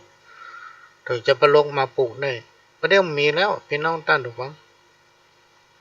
ไทยก็ว่านลวดไทยก็ว่านลวดในหันในภาพพี่น้องท่านทุกฟังที่หมูนักข่าวเขาไปพอให้พอหน้าบางที่บางแห่งกันยังมีอยู่ปลูกแบบธรรมชาติลกก้าแจกกันแล้วมันซ้ำตันสมัยเมาะมีรถปลูกเข้าตัวทำไมลกก้าละปาดหางเอายายก้นรถขับไปมันต้องปลูกคนเดียวมันเป็นแถวเป็นแนวพี่น้องท่านทุกฟังในอนาคตนี่แรงงานคนนี่จะหายากหมู่มาจังมีนักมีหลายพี่น้องท่านทุกฟังหมาจรจัดแมวจรจัดเนี่ยมันจะมีหลายอันหมาจรจัดเนี่ยพอฟังมาอยู่ตามถนนหนทางวุ่นยังดีอย่างที่น่ารังเกียจมันก็เป็นหมาขี้เหี้ยนแต่ถ้าแมวจรจัดเนี่ยพี่น้องท่านฟังนี่อันตรายเพราะแมวนี่มันชอบกินกับคนเผลอตึ้งได้มันเข้าหาเตาไฟบุ่นนะ เข้าหาเตาไฟถ้ามันอยากมันกินมันเจ้าค้นจนมันได้กินคนจะคิดฆ่าตัวตายมีหลายมีนักเขาลองติดตามฟังข่าวเตอะพี่น้องท่านผู้ฟังมันมีแต่ตัวนะเรื่องในตำนานที่เป็นเขียนไว้เนี่ยเสือลายพาดก่อนจะนอนบ้านสาวๆจะเอาหาเบาคนทำอาชีพขายข้าวจักลุ่งเรืองคนนุ่งห่มเหลืองจักเหลือน้อยคนหญิงใจจักซับลายเต็มตัวของกินบ่ต้องทำปลนตกห้ำก็บ่เปีย มันมีแต่นะพี่น้องท่านฟังมีหมดละควายเผือกในเฮาบ่ล่ำหันละรอนลูกหลานจะออกซ่าจะลงแผ่นดินเนี่ยพี่น้องท่านฟังคือไวรัสนี่แหละตอนเนี้ยสมัยก่อนมาลงหาสัตว์เนาะลงหางัวลงหาเป็ดลงหาไก่ลงหาสัตว์เลี้ยงบุญแต่ปัจจุบันนี่มันลงใส่คนเลยพี่น้องท่านทุกฟัง ลงใส่คนเลยอันเนี้ยเป็นเรื่องที่นำมาเล่ามาโอ้ฝากให้พี่น้องท่านทุกฟังได้นำไปเป็นแบบให้กับละอ่อนมันโอ้เขาฟังจักจุงเขากระทำอันยังในสิ่งที่ดีงามนั่นแหละเขาก็เกิดมาเป็นคนกระเปิ้นตึงเตื้อจะไปหลงผิดจะไปคิดว่าอันนั้นคือของเฮาอันนี้คือของเฮาเวลาเขาตายไปเขาก็ไม่ได้อย่างไปสักอย่างนะเวลาจะฮักไผก็จะฮักเปิ้นจนหมดหัวใจเพราะว่ามีไผมาฮักเฮาจนหมดหัวใจหรอกพี่น้องท่านทุกฟังถ้าใครฮู้ก็ลองไปพอไปเหี่ยวโอ้ให้เป็นลมก้นแล้วก้นดำแล้วมันแน่จริงมันยังมันโล่นเขากองไฟด้วยกันนั้นมีในยุคนี้สมัยนี้เพราะฉะนั้นมันเป็นยุคที่มีการพัฒนาไปก้าวไกลเพื่อเร่งสร้างความดีงามนะเป็นตัวอย่างให้กับคนอื่นๆเป็นตัวอย่างให้กับคนอื่นๆเวลาเอาทอดจิตตายไปเนี่ยโลกที่เขาจะไปสู่วันข้างหน้าเนี่ยเพิ่นจะได้นิยมยกย่องว่าโอ้สมัยเมื่อมันเป็นคนน่ะได้ทำความดีงามเป็นแบบเมื่อนั้นอันนี้พี่น้องท่านทุกฟังเวลาเขียนเวลาตาลเนี่ยก็จะต้องเขียนชื่อของตัวเก่าบางผู้บางท่านเอาสตางค์ใส่ซองประตานเข้าไปเขียนชื่อถึงเวลาตายไปอยากกินอย่างเพิ่นมาให้กินเพิ่นว่ามึงเราไปทราบพอรอชื่อมีไหนมันมีเอาละช่วงนี้จะขอพักสักแป๊บนึงให้พี่น้องท่านได้ฟังได้ฟังประวัติของมหาเถระครูบาโสภาสักแป๊บนึงพี่น้องฟังสักตอนหนึ่งก็เชิญรับฟังครับเถระประวัติพระเดชพระคุณพระอภัยสารทะประถมสังฆราชาแห่งล้านนาครูบาโสภาโสพโนวัดฝ่ายหินอำเภอเมืองจังหวัดเชียงใหม่โดยแม่บัวซอนเมืองป้าว40,000เมืองยองจังปีก้อยวิทวัฒทิโนน้องหลอนปีกางวิสิตชัยวงศ์น้องดิวปีเล็กกวินดวงแก้วสลามือซึงพิษณุการสายแก้วน้องจ๊อบเชิญฟังได้แล้วครับ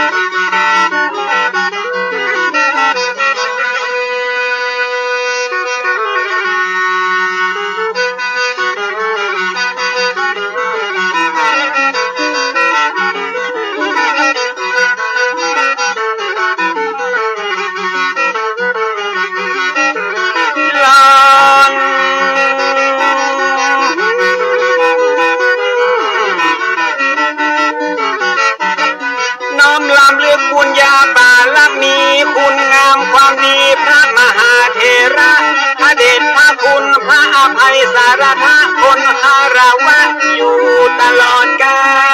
ล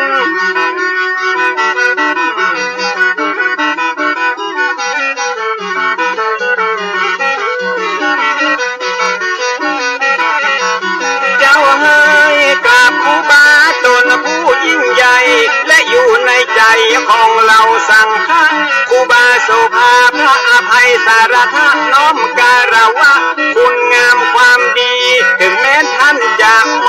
รณภาพไปเมินขนาด179 ปีเป็นดวงดาวที่แผ่วพราวสีงดงามบ่มีวันล่นจากฟ้า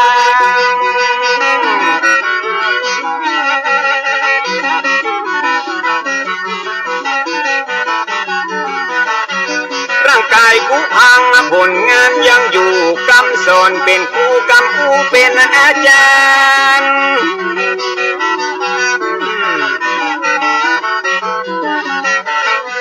ตายนะชีวิตคนเฮามนุษย์บ่ได้สิ้นสุดก็เพียงแค่ความตายเพราะว่าความดีมันบ่สูญสลายไปกับร่างกายยิ่งใจเฮานั้นยิ่งเมินก็ยิ่งทวีคุณงามความดียืนยงคงมันเหมือนตั้นครูบาผู้อดทนอดกลั้นต่อสู้ฝ่าฟันผ่านมาได้ต่อสู้เพื่อเราสังฆะเสียสละเพื่อพระศาสนาปัดเป่าปกป้องเมื่อมีภัยมาประมุขสังฆาล้านนาก่อนขอน้อมสะดุดีสิทธมุนีผู้มีบทบา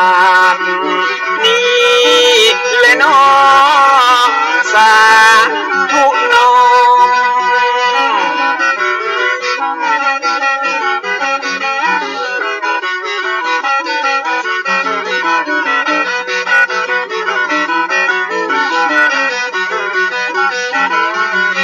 นายมอนได้จะลึกเป็นประวัติศาสตร์ผู้คนไว้กราบอย่างภาคภูมิใจการต่อสู้เพื่อคนหลวงหลายสมควรที่ได้ยกย่องอวดอ้างเหมือนเป็นผู้แบ่งตังให้คนรุ่นหลังก้าวย่างเตียวต่อนี่แหละน้อไว้ที่เลิศล้ำจะมาปลายแม่บัวซอนไปผู้ประวัติของหลวงพ่อครูบาต้นเก่าต้นแก่ของเมืองเชียงใหม่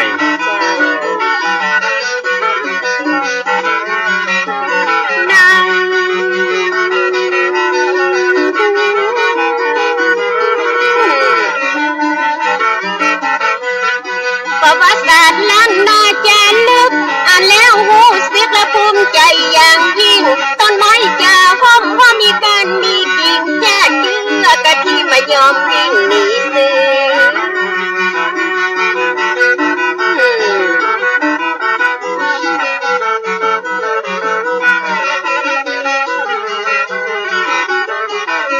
เจ้าเอ่ยการทำดีแล้วพวกคนส่วนมากแล้วมันยากแสนยากเหลืออย่างทุกสิ่งวันว่าต้นไม้แล้วมันมีหลายจริงมนุษย์ใจยิ่งมีหลายชาติพันธุ์ต่างพ่อต่างแม่ทุกสารทิศฉะนั้นความคิดมันถึงต่างกันนะทุกชนธรรมดาสามัญประจักษ์พระอรหันต์มันถึงเป็นแบบนี้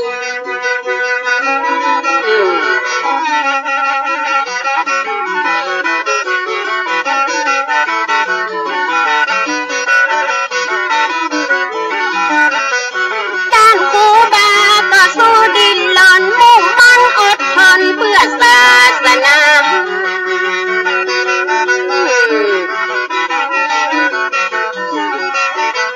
อย่างมาอีนานาจิตตังละนานาทัศนะของกายกับพระใหญ่บรรละตัณหา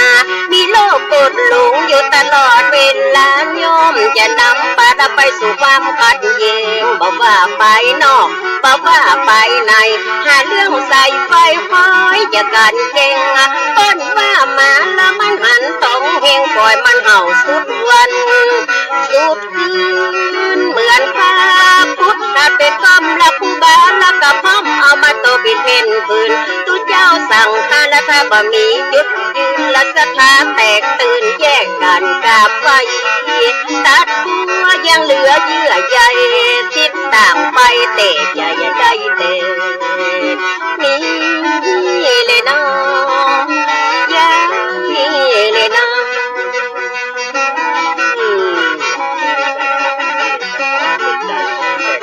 เจ้า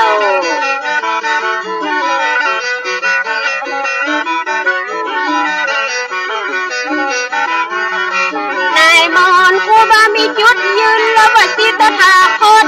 ย่อมปรากฏและบอกว่าคือไปมันขึ้นอยู่กับความเชื่อและจิตใจไปจะเลื่อมใสฝ่ายใดก็ได้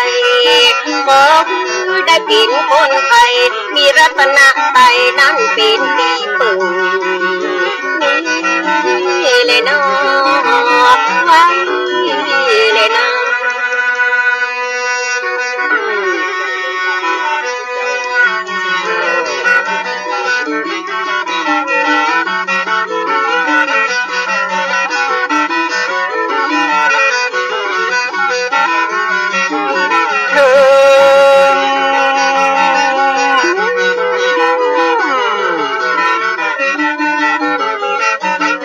ความแตกแยกเป็นเรื่องธรรมดาต้องมีปัญญาคอยมากำกับแยกผิดแยกถูกนั่งนับนอนนับทิฏฐิบ่ดับก็ต่างคนต่างแท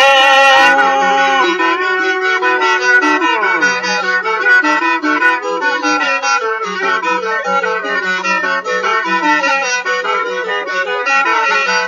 เย็นแจ้งความขัดแย้งเกิดได้ทุกเวลาต้องมีปัญญาเป็นตัวกำกับต่างฝ่ายต่างคอยต่างนึกนอนนับต้องยอมรับพร้อมฮืออาภัยครูบาได้ทำไว้เป็นแบบอย่างครูบาได้สร้างเพื่อพระสงฆ์ทั้งหลายได้ชี้แจงคือคนเข้าใจได้อธิบายคือคนได้หูครูบาหลวงปู่ได้ชี้แจงเนาะ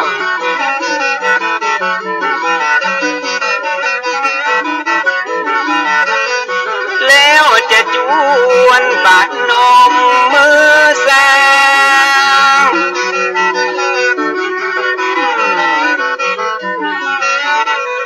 ครูบาโสภาผู้ดูแลศาสนา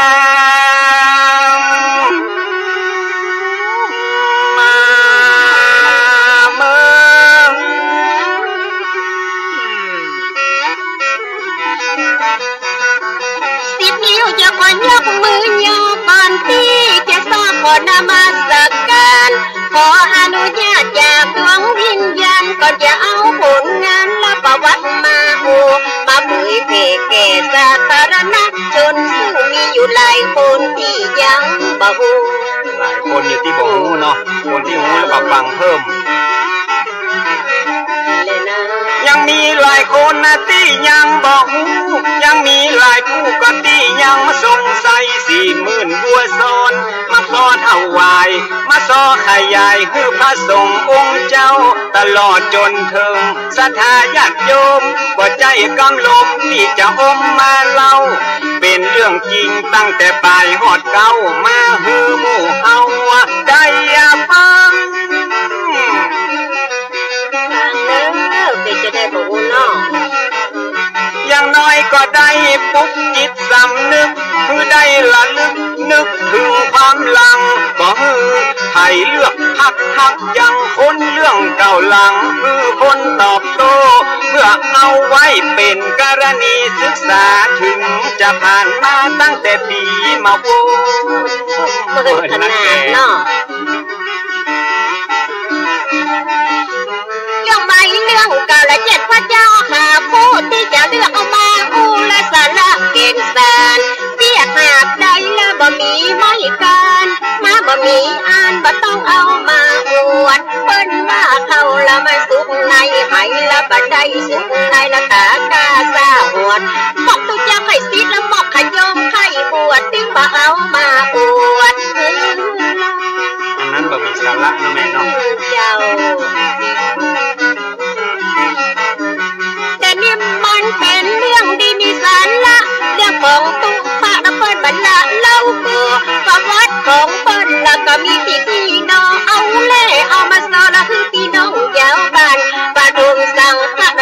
กะโสภาประวัติมีมาแต่เดิมอ่อนก่อนนั้น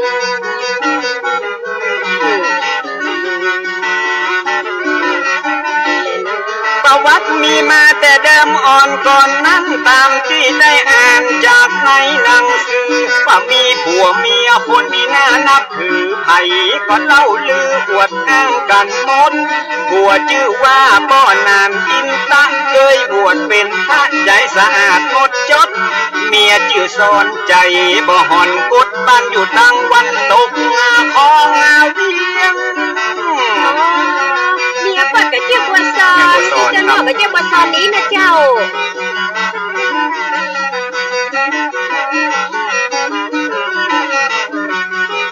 สมัยนั้นยังเป็นดงป่าไม้ไม้สักต้นใหญ่กับต้นยางต้นเฮียงอยู่แดงแพงแงะแหลมต้นตะเคียงเก็ดเป่าสูงเปียงเอียงอิงต้นห้าขมอบอาเจ้าเงายิ้วกิ่วกลมปลายปัดเจยลมสูงกึ่งกลางฟ้า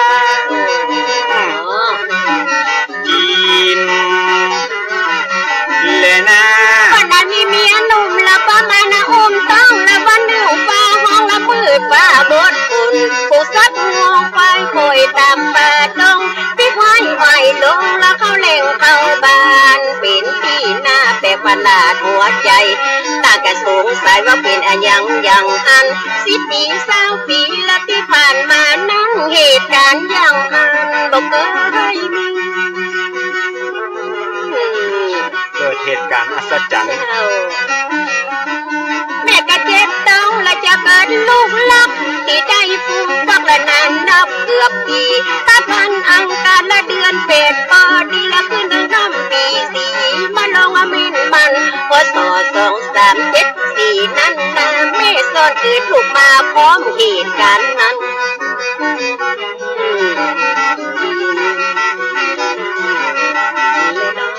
แจ้งก่อนหันแสงสุริยะก็ป้อนนานอินตั้งแม่สอนดีใจได้ลูกฮับที่เป็นป้อใจตั้งชื่อว่าควายเป็นมังคัลละร่างกายแข็งแรงครบ32ผิวพรรณคดผ่องบ่มีไฟกากะเจริญไวบ่มีภัยโลคะช่วยงานสับปะ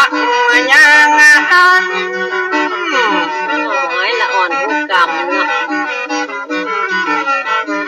เป็นตีนเต้นมือบอกว่าถือว่าติ้วถึงตัวน้อยนิ้วกำแผ่วซิวแผ่วควานหับน้ำโบหลัวกวาดเฮือนเตือนจานห้องใจเนี่ยการมาพื้นตันมาวันใด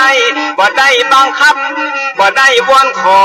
บ่ต้องได้รอคือบอกแม่ห้องใจจีนและน้องเด็กชายไปละอยู่กับพ่อแม่คอยเฝ้าดูแลและสุขสันต์หันษามีวันหนึ่งละตั้งเจ้าครูบาได้เมตตานำมาบินทับบาทมาหันใส่ตัวละหันเด็กชายไปแกก้าวว่องไวและมีเบลฉลาดครูบามันพี่ชายได้ขออาโดญาติกับพ่อนานกินตันที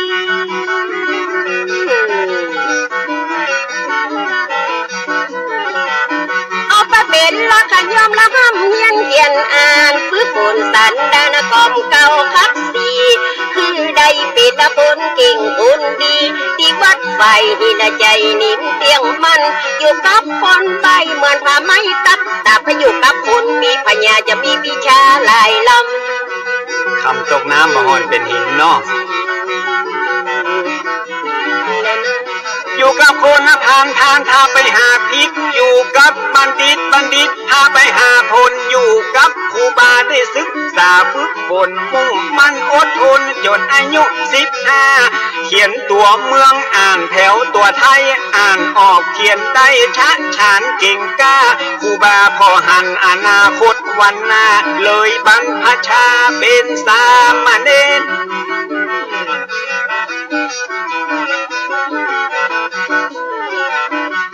สู่ร่มเงาผ้ากาสาวาพัดท่องมนต์ทำวัดเคร่งครัดตามเกณฑ์พยัญชนะสละวักเวนแม่นตัดชัดเจนเป็นที่อวดอ้างอักขระวิธีบาลีนักธรรมเก่งแถมชำนาญบ่ผิดพลาดพลั้ง จีม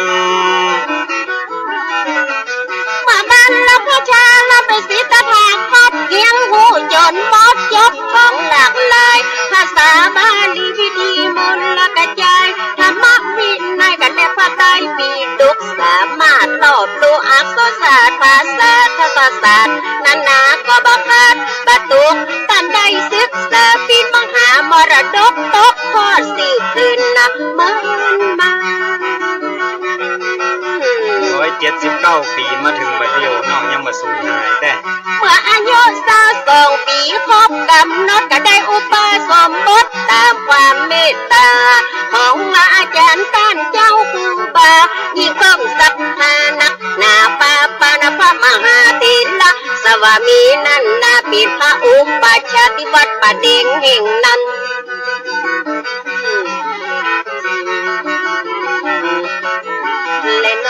ได้เจ้าอาวาสวัดป่าแพ่ง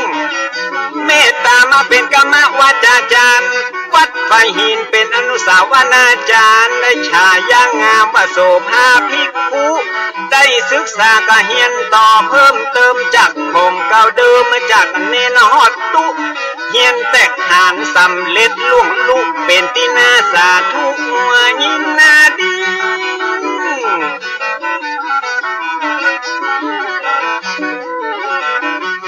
ได้ห้ำเฮียนต่อไปนั่นเล่าเป็นตูเจ้าได้ประมาณ1 ปีครูบามาลวิชัยก็ได้สิ้นชีวิตได้รับหน้าที่เป็นครูบาเจ้าเป็นผู้สืบทอดเจตนาลมขอพระน้อยขยงเป็นผู้นำเป็นเก่าจีนและน้องตั้งแต่ปีพศ2398เริ่มทำตามแบบพระครูบาอาจารย์ครูบาโสภาและมีวิชาเตกชานตั้งกรรมประธานและอักขระจัดการคือเมละตั้งการศึกษาเกษมเนนนาและเราสังฆะมนต์กัจจาและวิทยาสมัญญาปิทานนังนาว่าเจ้าหูหลายแขนงวิชาตอนนั้นห้องว่ากันสถาเป็ดมักให้คือวัดเรามีครบองค์3สร้างต้องรอบรู้และได้บินผู้นำมีพระพังและปีเสียงนำนาวัดบอกมันคงสูงบ่มีบทบาทพุทธศาสตร์ก็จะตุกต่ำยาถ้าบ่เก่งแต่น้อยน้อครูบาโสภาได้รับการยกย่องเป็นผู้จบทองกะหลากหลายสาขาพระไตรปิฎกอัฏฐดีกาวิปัสสนากรรมฐานเข่งครัดจบนิรุตทางอักษรศาสตร์เอาสูตรนับบาทและการปฏิบัติท่านเอาเงิมหาอยู่ตั้งหลังวัดบำเพ็ญวิปัสสนาถึงวันเงิมหาหลังวัดเอาปริยัติปฏิบัติปฏิเวทเป็นขอบเขตและเป็นพื้นฐานพุทธศาสตร์จะอยู่ยั่งยืนนานวัดเป็นสถานที่น่ากลับไว้คนบ่ฮู้บ่มีผู้นำคนบ่มีคุณธรรมบ้านเมืองจะพ้นหายจีมและน้องนอกจากด้านปริยัติและด้านปฏิบัติสิ่งสาราสัตว์ท่านยังหูภาษาเสียงนกเสียงหนูเสียงไก่เสียงกาถ้าตั้งนึกกัดถ้าก็เข้ามาหาอดครูบาท่านเก่งเวทมนต์กัดถ้าเหาะขืนไปมาบัดต้องได้ขี่รถกัดถ้าอาโคมเป็นร้อยบทบันบทบัดต้องจดจำได้ถ้าได้เป็นสมัยเป็นเดียวเนาะเสียงนกเสียงกาได้เฮียนหูมาพ้นหนีตำลาจากโบราณอาจารย์ต้องอาศัยและในปัญญาญาณตะกำละมาทานชานันเกกาหูแต่มีแต่ในอดีตตะการในปัจจุบันขบักให้ยืนยันตาถึงวันนี้ถ้าจะเขียมนะแม่เนาะเจ้าแถมมาเรื่องนั้นก็หันกันจะกับพี่น้องอังวะตะกงหงสาเปิ้น เล่าลือกันแต่เหินเมินมาว่าหันครูบาไปเดินบินทบาทศรัทธาตัดเอากะลงบาเป้าคัดจนเป็นเงางามจนสะอาดเอาใส่น้ำเมียงแล้วเอาใส่บาตรถวายท่านเจ้าครูบา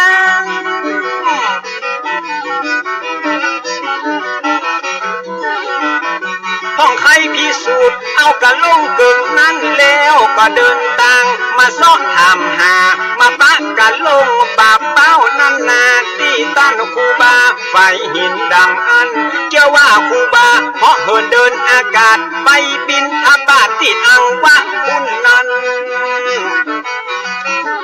ยิ้มและน้องโอ้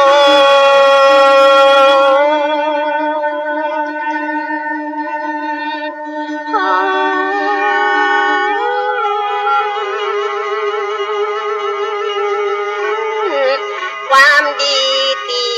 ทำไว้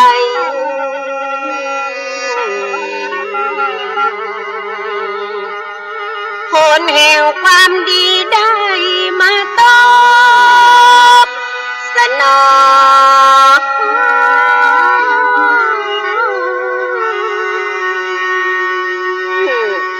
แต่ครูบาโสภาผู้สร้างความเหลืองมาหล่อแก่ศาสนาบวรและศรัทธาเจ้าป่าทางการใดน้องทว่า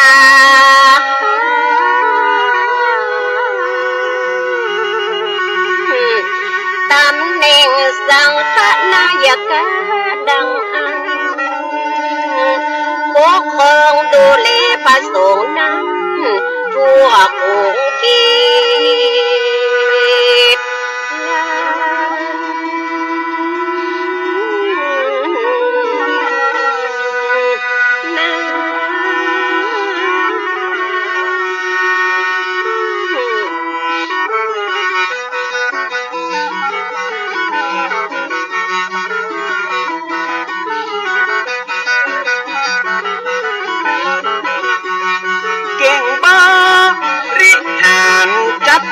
การทุกด้านตั้งวัดตั้งบ้านไปนอกไปในความดีมีหลายไผ่ก็ชอบสู้และมีความหูเก่งการปกครองต้องการได้มองหันความเก่งอาการมีประทานนำนาพระเจ้าวิชญา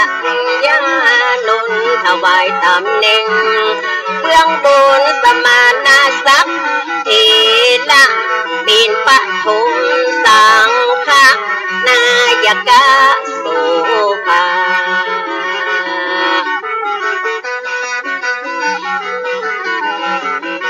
ถวายมุทิตายินดีจัดขึ้นหมู่คน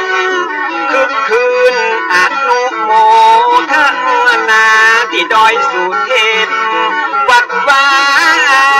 รามพวงแก้วฉลองเป็นน้ำแล้ว2438ก็ดีพศก็มีบอกไว้ดีเก่งจะลองตำแหน่งหลังได้สังฆราชาเลยอาราธนามาอยู่ไกลไกลเหนือเวียงเชียงใหม่นั่นคือวัดเจียงยืนพศวันคืน2439เพื่อการพอเฝ้าและพัฒนาดูแลศาสตร์ศาสนาสั่งค้าใหญ่น้อยหึงเป็นไปเรียบร้อยสะดวกสบายศาสนาเรื่องไรใดๆก็ก้าวหน้า บาตกตามจากการศึกษาก็ดีกรรมฐานก็มีวิปัสสนามุ่งมั่นล้วนเป็นพื้นฐานศาสนามั่นคงต่อมามีองค์ภิกขุหนุ่มน้อยกิริยาเรียบร้อยมีนามว่าปิงบ่ฮือสุงสิงถ้าส่งตนเท่าบ่ฮือไปไวตุเจ้าติดมัดอกมัดเอวสัทธาเตแถวเป็นสองหมู่สองทางพระสงฆ์เตกมังกาจัดกาใหญ่เป็นสองนิกายวุ่นวายเสียงทานนาพระป่าพระปานแยกกันวันป่าลัทธิมหาปิงท่านกุมภาบ่มัดอกคือจะพอดแล้วบ่งามหลายคนหันตามไปนิยมชอบสู่นิกายใหม่ไฟยุอคติลำเอียงตาการทบเทียงสำเนียงตอบโต้พ้องก่อปวดโอว่าลัทธิไม่ดีพงกะบอกยอมนี้ว่าเก่าดีดังอันนาต่างก่อคัดค้านขัดแย้งบ่มาชมให้บ่ประนอมปราณีโอบเพื่อหันแต่นอกเนื้อบ่หันไปในต่างคนต่างใจว่ากันบ่ได้ประชาธิปไตยต่างมีสิทธิเสรีอยู่มาหลายปีเห็นที่เจ้าบ้านกลุ่มผู้อยู่ข้างบ้านมหาปิงล่องไต่จากเบี่ยงพิงไปพอตำแหน่งไว้ท่าเพื่อท่านมหาปิงได้เป็นเจ้าคุณนาพีที่สามละคุณเป็นตำแหน่งใหม่แม่เจ้านายล้านนาหลายผู้หลายคนต่างกอดน้อมตนเป็นสิทธิ์ชิดไกลเอามาหาปิงย้ายมาเจียงมันอารามและได้จักนำนิกายไม่เข้ามาละของเก่าแต่ก่อนเดิมมาส่วนตานอุบาสุภาก็ต่อต้านนะบางอย่างทำนั้นมันบ่เหมาะบ่ควรหันว่าทิพพวนประบวนทำอย่างนั้นถ้าป่าถ้าบ้านก็สิทธศาสตร์สัตดาองค์พระศรัทธาพระพุทธเจ้าก็แยกหมู่แยกเหล่ากันอันจะใดทำดีทำไปเพื่อจะได้อวดอ้างมายกตนผมท่านโบราณว่าบ่ดีป่าเวนีล้านนาเก่าเกือถ้าบ่โอบเอื้อก็บ่ควรทำลายคือได้สูญหายไปจากโลกลานาคตวันหน้าลูกหลานของเฮาจะเดือดร้อนมองเงาจะเอาอันยังมาอ้างปากันแยกมั่งบ่สร้างความสามัคคีผู้บ้าก็มีเจตนาดี เจงบ่ใจไปเก่งขัดเย่งขวางต่างบ่ใจไปคอยแล้ววังอยากดังนี้นาเพื่อภาษาศาสนาและศรัทธาญาติโยมจะได้สุขสมเหมือนอย่างก่อนกี้ถ้าเป็นอย่างนี้บ้านเมืองก็วุ่นวายป่าหือยิ่งใจตั้งหลายหนุ่มเท่าสับสนแต่เราเลือกฮักเลือกยังยิงลงหัวพันลังความกันต่อต้านพระสงฆ์เจ้าบ้านผู้เลื่อมใสศรัทธาในตัวตานผู้บาสูบาตุนเข้าเรื่องถึงเข้าเงาพระมหาธีลาดูแลศาสนาสังฆาเมืองไต้เก้าเงาตนใหญ่ที่บางกอกนะครหูความสั่นคลอนเดือดร้อนดังอันมีคำสั่งมานั่งหือตั้นรูบานอาราธนาไปบางกอกเมืองกว้างเพื่อระงับยับยั้งเหตุการณ์อาทิกรศาสนาบ่บนป่ามองบนความบัวบ่เพื่อยำน้ำบ่ฮือปุ่นมัว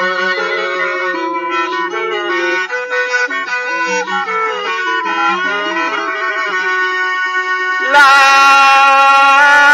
ย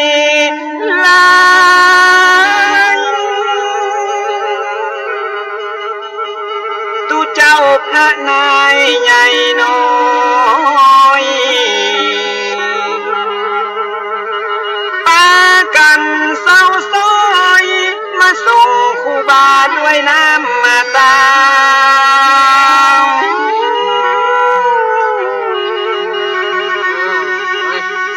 ตลอดจนถึงคณะศรัทธาหลั่งไหลกันมาตีตาน้ำมาดังปัวปัญญาปูบาไปขัง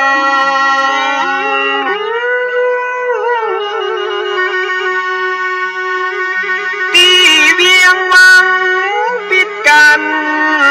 อินดูคูบาเสียงทานกลัวไปต้องกฎหมาย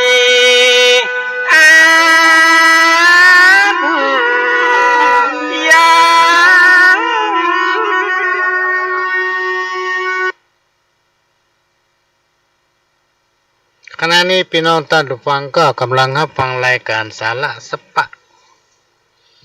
จากทางสถานีวิทยุกระจายเสียงพระพุทธศาสนาแห่งชาติและสังคมขึ้นเพื่อการศึกษาพระพุทธศาสนาและวัฒนธรรม FM 104.50 เมกะเฮิรตซ์จากวัดไฟหิน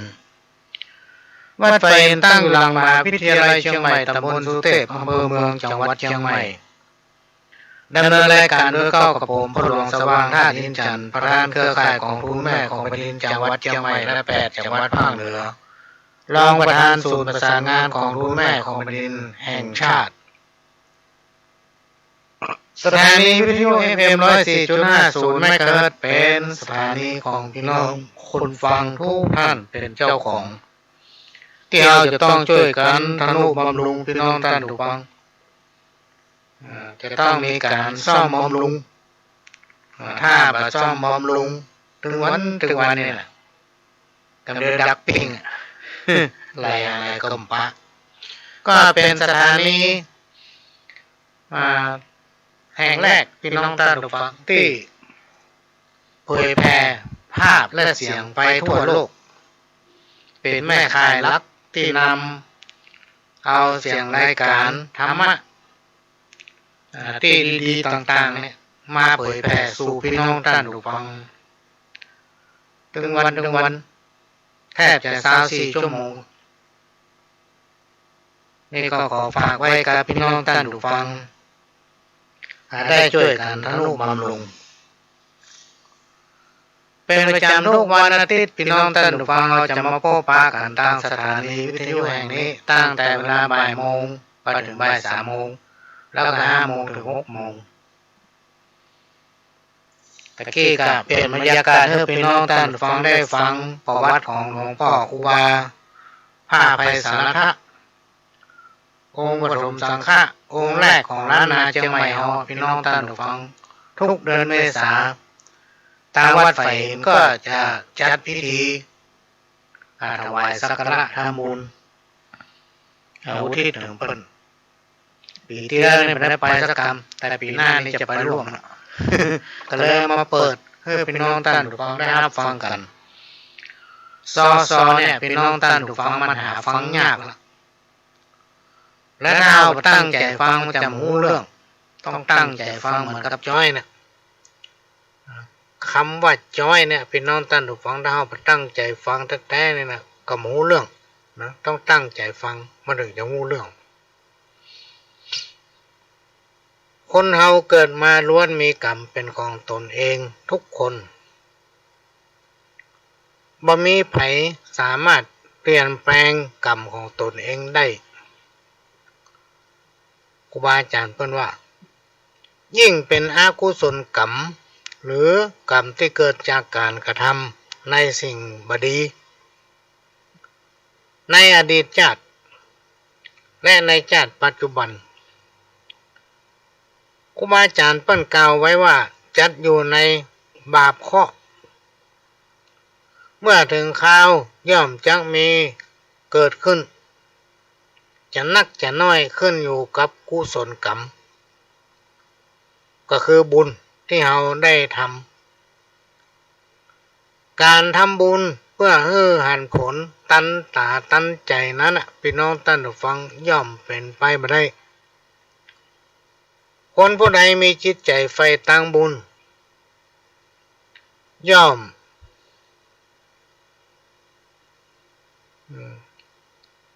จักส่งผล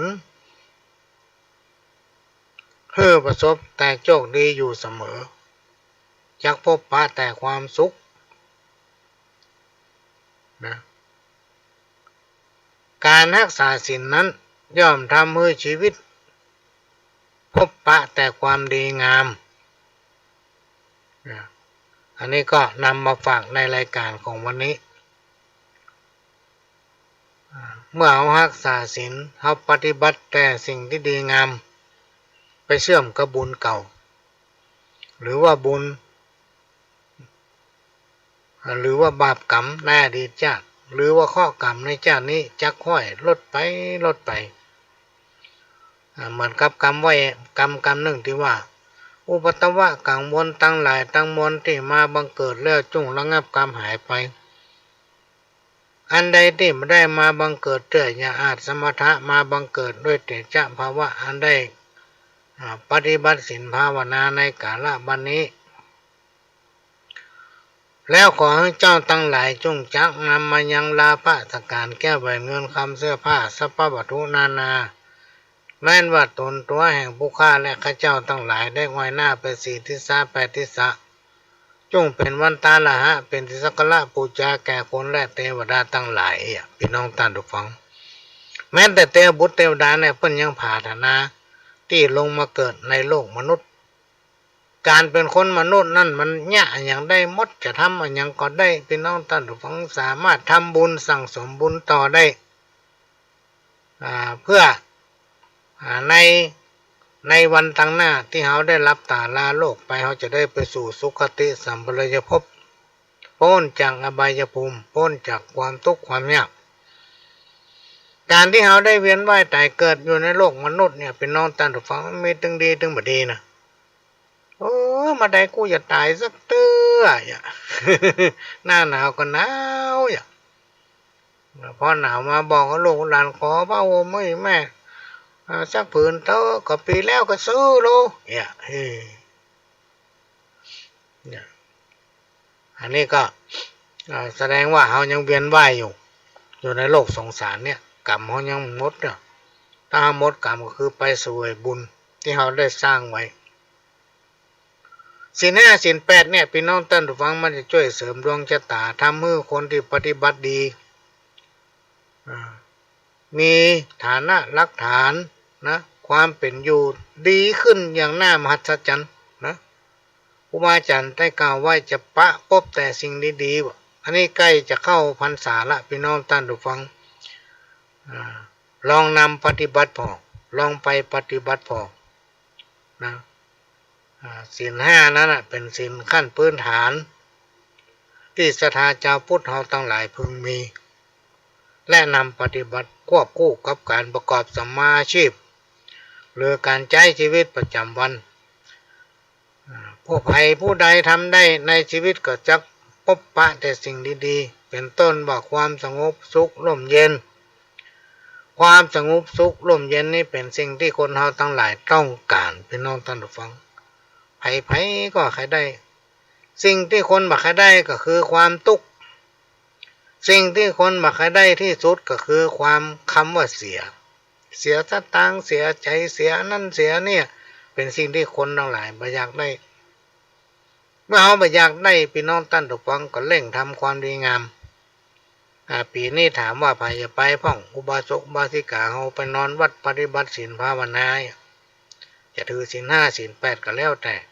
ท่านอันนี้ก็เป็นเรื่องนึง